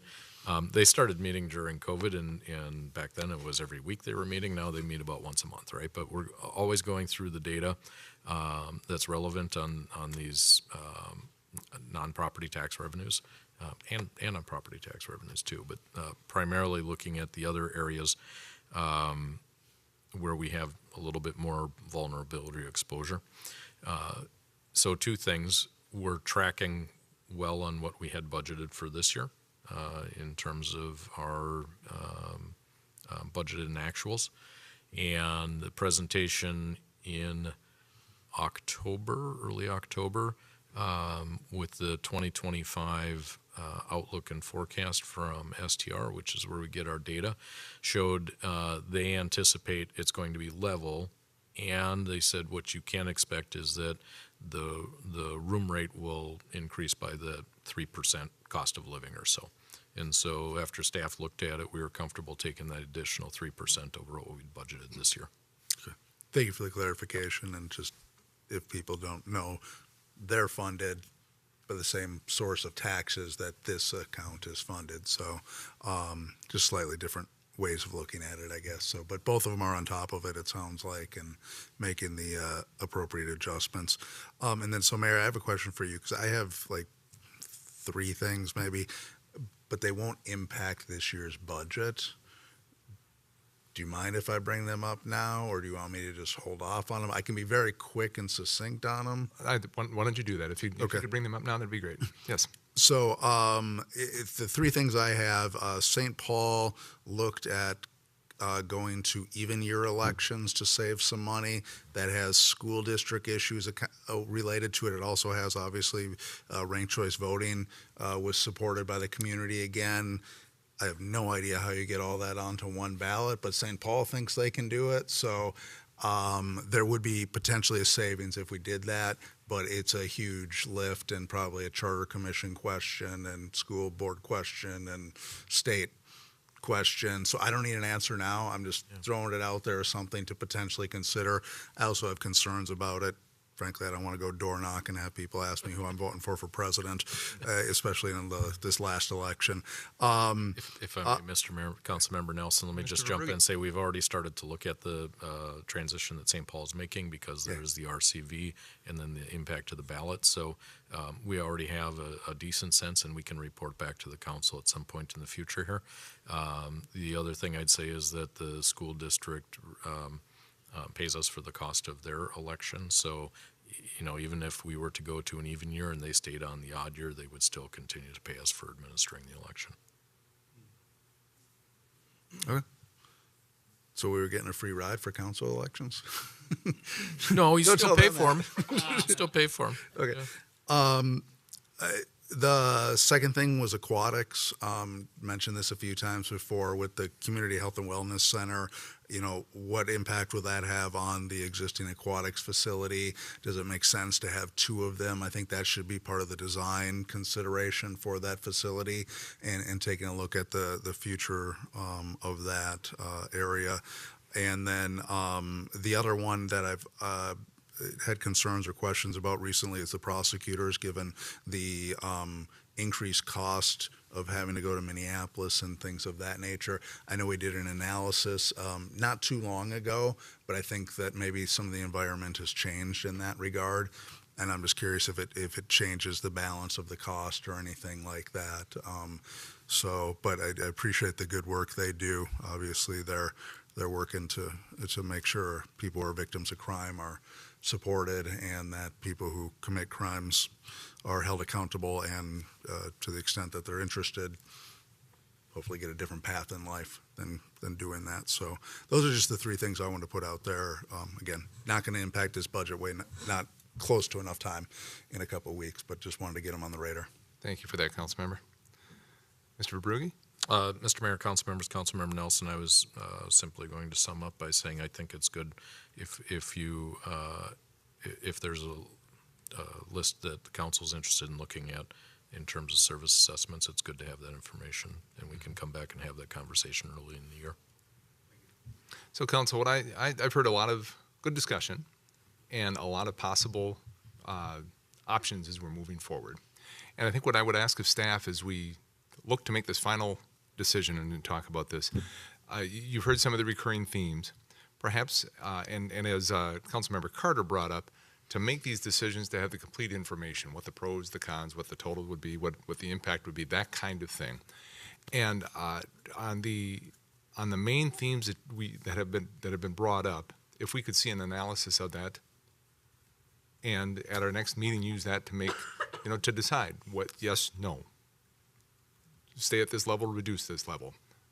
I think we need more information is better, and impact information is also important and necessary.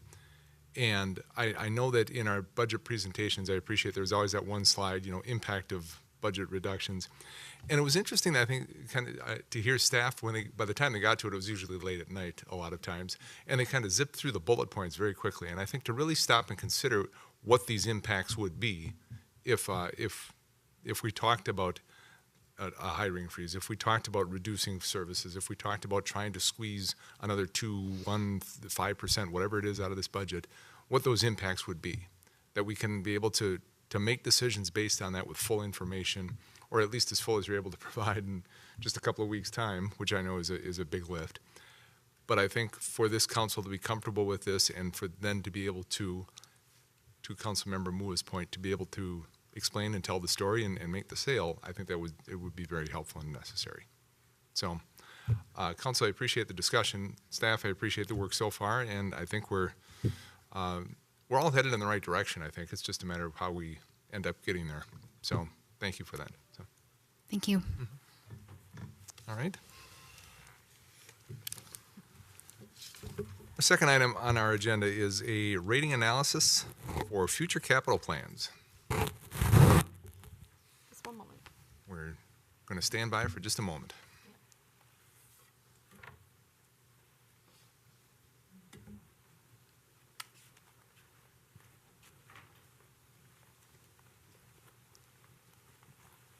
And Ms. Economy Scholler is going to return, and Elizabeth Bergman, our representative from Baker Tilly, is here. Good evening. This doesn't work. Kari said it wasn't working. We'll try. Good evening, Mayor and Council.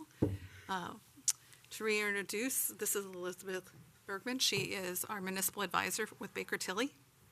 And she has been with me talking with City Council on debt issues in June and in August. And then we had a little brief conversation in October on capital improvement plans.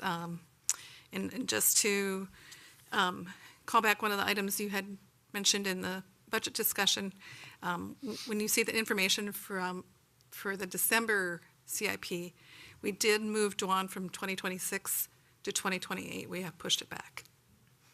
And then there's a few other changes that we've made in the CIP that you will see. But today we are talking about the debt that is being issued, including the sales tax debt, what it might have on our credit rating. So I am turning it over to Elizabeth to give you her thoughts and analysis. Thank you. Excuse me. Thank you, Mayor and Council.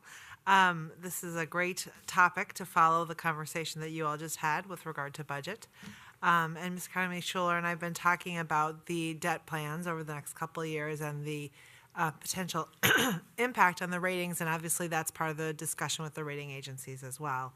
So we undertook this process to look at what the fundamentals of the City of Bloomington's credit rating were and what the additional debt would mean for the rating. So that's really what we're going to present to you today, and please ask me questions as I go along. Okay, so just laying the foundation of the work that we did, the first thing we did is take the capital borrowing plans, and you can see here the various projects that are on tap, the timing, the size, the security, and the repayment source. So I think there was a conversation earlier about sales tax bonds. Some of them have the security of general obligation, but they're all repaid by sales tax. And that had to do with the presentation that we gave in August. Okay, I was thinking it was August. Had to think about that. About the way we structured the sales tax bonds to make them most marketable in the market, marketable in the market, and at the lowest interest cost. But you can see we've got the fleet garage, parking facility, community health and wellness center, and PIR bonds this year. The majority of those are GO bonds with the exception of a portion of the community health and wellness center. And then in the subsequent year, charter bonds for parks, fire station, 9 Mile Creek, and PIR bonds. The 9 Mile Creek will depend on how sales tax revenues come in and where we are with interest rates as to whether those will be GO or sales tax. But this is the capital borrowing plan we used when we did our analysis for the ratings. All right, well, I think probably everybody on the council knows that the city of Bloomington is a proud owner of 3 AAA ratings. So that's a AAA rating, that's the highest rating possible from S&P, Moody's, and Fitch. And you can see here just a very high level overview of what each of those has said about the city. Each rating agency publishes a methodology about how they assign ratings. So they determine what the factors are, what the weights are, and then have measures on those. All 3 rating agencies fundamentally are looking at the same thing. They want to know about your financial position. They want to know about the health, the wealth, and the prospects of your tax base. They want to know about your management, and they want to know about your long-term liabilities. And a couple of years ago, I might not have said long-term liabilities. I might have said debt, but increasingly, the rating agencies are looking at pensions and other long-term liabilities. So AAA from each of those, they all speak to the strength of Bloomington's economy, the wealth and the growth, with noting the slight concentration of the tax base, given that the Mall of America represents a relatively high portion of the tax base. All are very complimentary of policies, procedures, staff, governance, all those things that are in your control, you're hitting it out of the park on. And then typically they've seen the debt profile is very strong. One of the things that we're here to talk about is how that goes in the future, so we'll look at that a little further. One thing worth noting is all 3 rating agencies have recently updated their rating methodology. Standard & Poor's just released theirs, I think, 3 months ago, and so the most recent review that Standard & Poor's did of the city included the new rating methodology. And there has been no change to the AAA with the new rating methodologies. Again, they all really look at fundamentally the same issues, but they measure them in a little different way, just enough to put their own stamp on it and make it so that Lori and I have to calculate many ratios. So, all right, so moving on. Maybe. Oh, yeah. Okay. So what we did was we took those rating methodologies and prepared scorecards. That's what's embedded in the methodologies for the next several years, and we're going to get to those. Just to give you some understanding of the underlying assumptions was that we took the 2023 metrics and use those for everything not related to debt. So we assumed your financial position stays the same. We assumed the rating agencies continue to see your management practices as very strong. Continued growth or continued the tax base still remaining strong and with some concentration from Mall of America. We don't know what those are going to be, and that's something that we can talk about a little bit too. But all things being equal, we just kept those as they were, and then we looked forward with the borrowing plans. The one thing that is a little unique that we had some particular assumptions on is because in 2023 there was no sales tax in the city.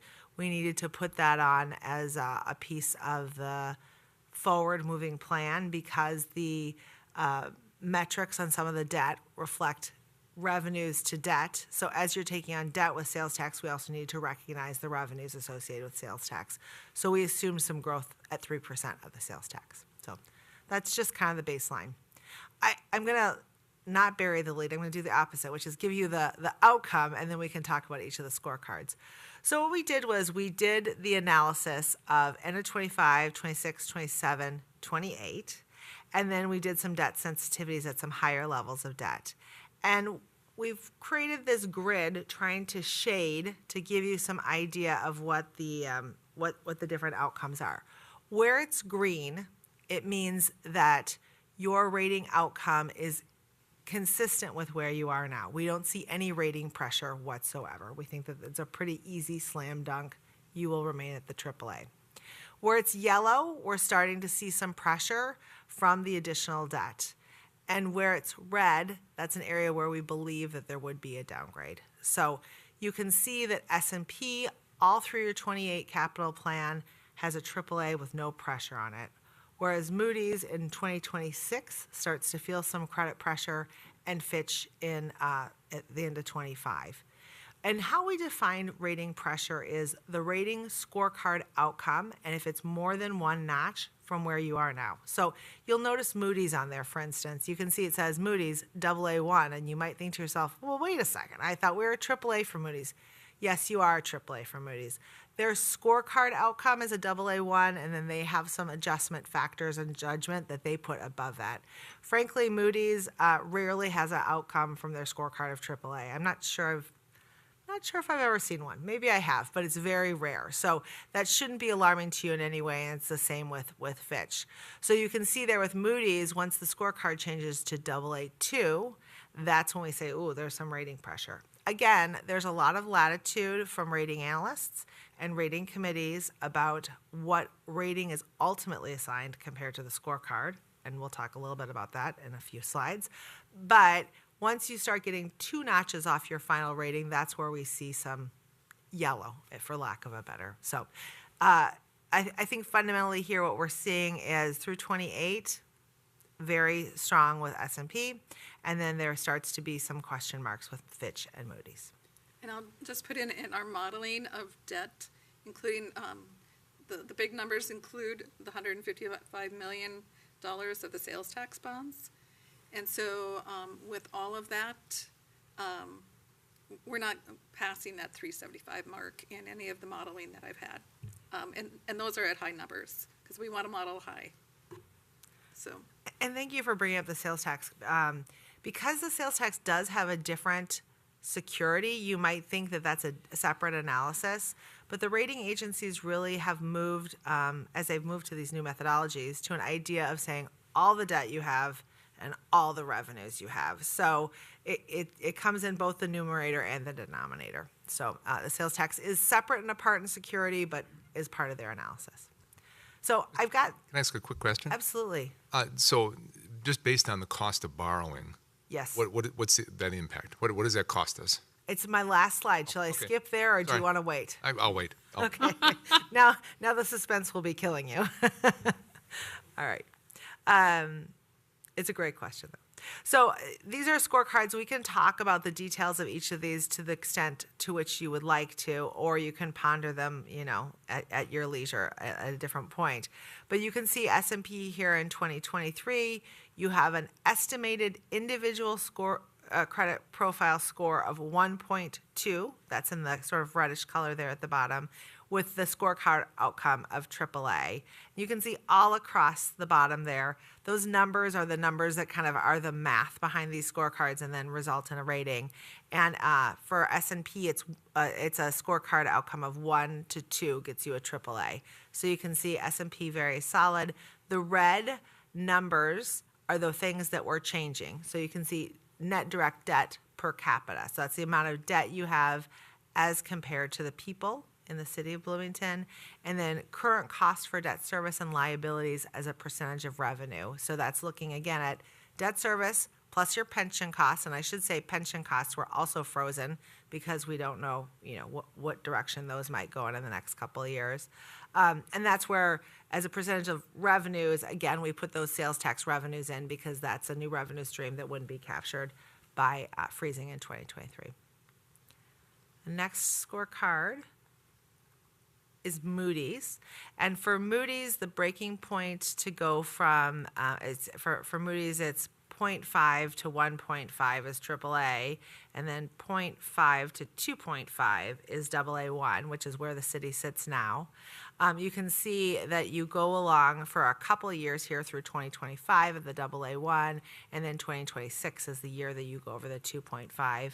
Again, everything held constant except for the long-term liabilities ratio and the fixed cost ratio, which again are the overall debt and pension liabilities, and then what the percentage of the budget that you're spending on those each year. So again, strong for a couple of years and then get into what I'll call the yellow zone. And then, As she's moving to Fitch, as the sales tax revenue comes in, and if it's stronger than what our liability is, that will look favorably on how they, what are their objective areas that they have to look at us with. that's right. That's right. Yeah, 3% growth seems, we thought it was fair and reasonable, but it could be stronger than that for sure. And then here's Fitch, and they've got Fitch always has to do things a little different to keep everybody on their toes. So their system is, I think it's 10, it goes, so if you're between 11 and 10, you're at AAA, and then when you go 9 to 10, you're at AA+. And so you can see here, again, everything except for the long-term liabilities is black because we froze those at the 2023 levels, but they measure your liabilities, meaning pensions, essentially, OPEB, and debt, to personal income, to government revenues, and then that final metric there, the carrying costs as a percentage of governmental revenues, is, again, the percentage of your budget each year that's used in their estimation for long-term liabilities. Just to, as she's mentioning pension, they go out to para and grab the para information as they apply to us. It's not something the city can control on those pension numbers. I mean, they'll look at the fire pension, but it covers just a small group of people for the fire pension compared to all of us at para. That's right, exactly. So I mentioned that there are things outside the scorecard that adjust up and down. So for S&P, one of the things that can make an adjustment to their ratings are if you have significant medium-term debt plans. And I thought it was interesting to note that while we had our conversation with S&P in these recent months, there was no adjustment made for significant medium-term debt plans, despite the city council's, what you might think of as significant debt plans. They didn't seem to think so. So no real adjustments from S&P. Moody's does make some adjustments to your scorecard. One is that taxpayer concentration associated with the mall gets some negative adjustment down, but favorably, your financial reporting and controls and management and governance gives you pressure upwards, and that's how you get to the AAA. So everybody can give themselves a pat on the back for that one. Fitch also has some adjustments, economic strength, and then they really, Fitch puts a lot of weight on participation in a broader municipal statistical area. So the fact that you're part of a very vibrant Twin Cities, that gives you some forward momentum, but then some adjustment downward for that economic concentration, all netting out to the AAA. Those are the things that have been identified in the methodologies or identified in your past ratings. But like I say, and I should, for full disclosure, tell you I used to be a Moody's rating analyst, so I've been through these conversations. There is a lot of conversation about things that are off the scorecard that have an impact, either positively or negatively. So these are just the jumping off points. There's been a huge emphasis on transparency from the rating agencies about why they're assigning the ratings they are. And so these are our best insight into what we can know about your ratings. All right, so here, Mr. Mayor, here's your question. So we tried to model just a sample to try to put some context around the impact of a downgrade. And so I would say, I know Bloomington really values the AAAs, and it is one thing for financial, and it's another thing just as pride of place and understanding that it does reflect strong management and government. You cannot be a AAA without having strong management and governance. So there's certainly a benefit beyond financial to having the AAA, but just putting the numbers together. If the city were downgraded to AA1, AA+, and you did a $10 million borrowing that repaid in 10 years, the overall cost of that would be $282,000 more over those 10 years. If you were downgraded 2 notches to the AA flat or the AA2 from Moody's and S&P, it would be about $566,000 more in 10 years for that $10 million borrowing. And that doesn't sound like too much money, but I think the thing that you have to remember is that's not just one debt issuance that's impacted. It compounds because once you're downgraded, every borrowing you have subsequently has that higher interest cost. So if you assumed 10 years, you borrowed 10 years every year for the next if you borrowed $10 million for the next 10 years, over that time period, you'd have $1.5 million more in interest expense, or 3.1 if you were downgraded the 2 notches. And that's only if you just borrowed $10 million each year for the next 10 years, and you're talking about a higher percent as that. So that's just to give you some context. We certainly can make some further calculations. It makes obviously some assumptions about interest rates that they're at today's levels, and a lot of assumptions embedded there, but trying to give you that guidance that you so wisely asked for. I think so. Yeah. So summary slide here. These are just our best guess using the methodology and try to look forward. I think the thing that is important to remember is we've held everything constant. So strong financial position is embedded in this analysis. Ratings always are a teeter-totter, if you will. If one thing goes up and one thing goes down, and it's a balancing act. So if debt is going up and financial position is getting weaker, then that means that your rating could be harmed more quickly.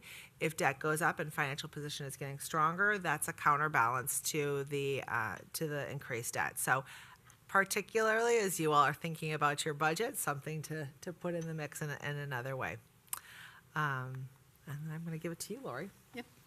So just a few more comments on what we've just talked about with Elizabeth is that when you looked at the financial report that just came out on Friday, we're still looking very well how we're going to land the year, very similar to a year ago. So hopefully as we finish the last 2 months out, that on reporting to the council, we're going to still be consistent and very positively for that. So as that plays into our 2024 audit, which the next round of credit ratings will be on, we should land pretty well on our financials. The next time that we will have all 3 credit rating agencies view one of our bonds will be next fall for our payment management PIR bonds. During the summer, we generally stick with just one of them, and that is S&P. As you saw there, they have the most favorable ratings, and they generally be in price the most reasonable. So we stick with one rating on if we're doing multiple issues during the year with just one rating agency, and then we do all 3 once a year. So on cost of that, so on this particular slide, the debt that we're modeling here is based off of where we were probably in August, and just updated it. So as you look at 2025, going into that from what we issued in 2024, it is just a 0.56% increase in the tax levy for 25 that the debt paid a part in from what you're seeing in the total 9.97%. When we look at the next year area for 2026, if we were to issue all of those bonds that played a part in the tax levy that we mentioned earlier with Councilmember DeLisandro, if we did the garage at $28.6 million, if we did the $20 million of the parking ramp, if we did I'll call it rounding up $9 million of road reconstruction, our debt percentage, depending on where we land on tax levy this year and how we're looking at our general revenues in 2026, we could be a 3 to 5% increase in debt for 26, depending on what we issue in the coming year and what all those pieces are. So as each project comes up and as they come before the council, we can give you an estimate of what that impact could be. And then it goes down in the future years as we're spacing out more and more pieces of this. A high point is when you think about the Public Works garage, it is almost like 2 fire stations. So it is a big leap, and then compared to fire stations. And then I know we're also pushing. Yeah, we already mentioned that we're already pushing Dwano, but just wanted to make sure on transparency and disclosure as we're bringing debt forward. We want to make sure council is aware of maybe the impact. So Elizabeth and I are here for questions or discussion that you have on. Thank you for the information, and it's appreciated, and it's honestly not surprising. Obviously, we know we've been borrowing a lot of money and look to in the future based on what we're planning on doing. I've always thought the best part about taking out a mortgage or a car loan is the day you pay it off. Do we have an idea? Is there anything beyond this, what we're looking at here? Do we have any debt coming off the books in the next 3, 5, 10 years or so?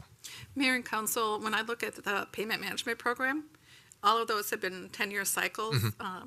For example, we issued sufficient debt in 2022 for the payment management program that we also issued for 23, but it also paid for 24's payment management program too. We had sufficient there, so we haven't had to issue PRR bonds since 22.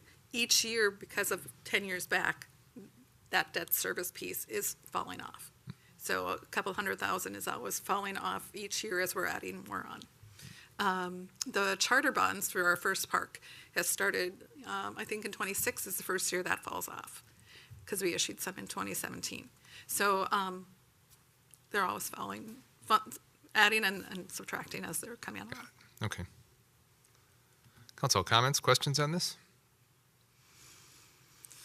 Mr. Verbrugge, anything to add here? Thank you, Mr. Mayor and council members. I just want to re-summarize something, Ms. Bergman. If you go back to the grid that shows all three of the agencies,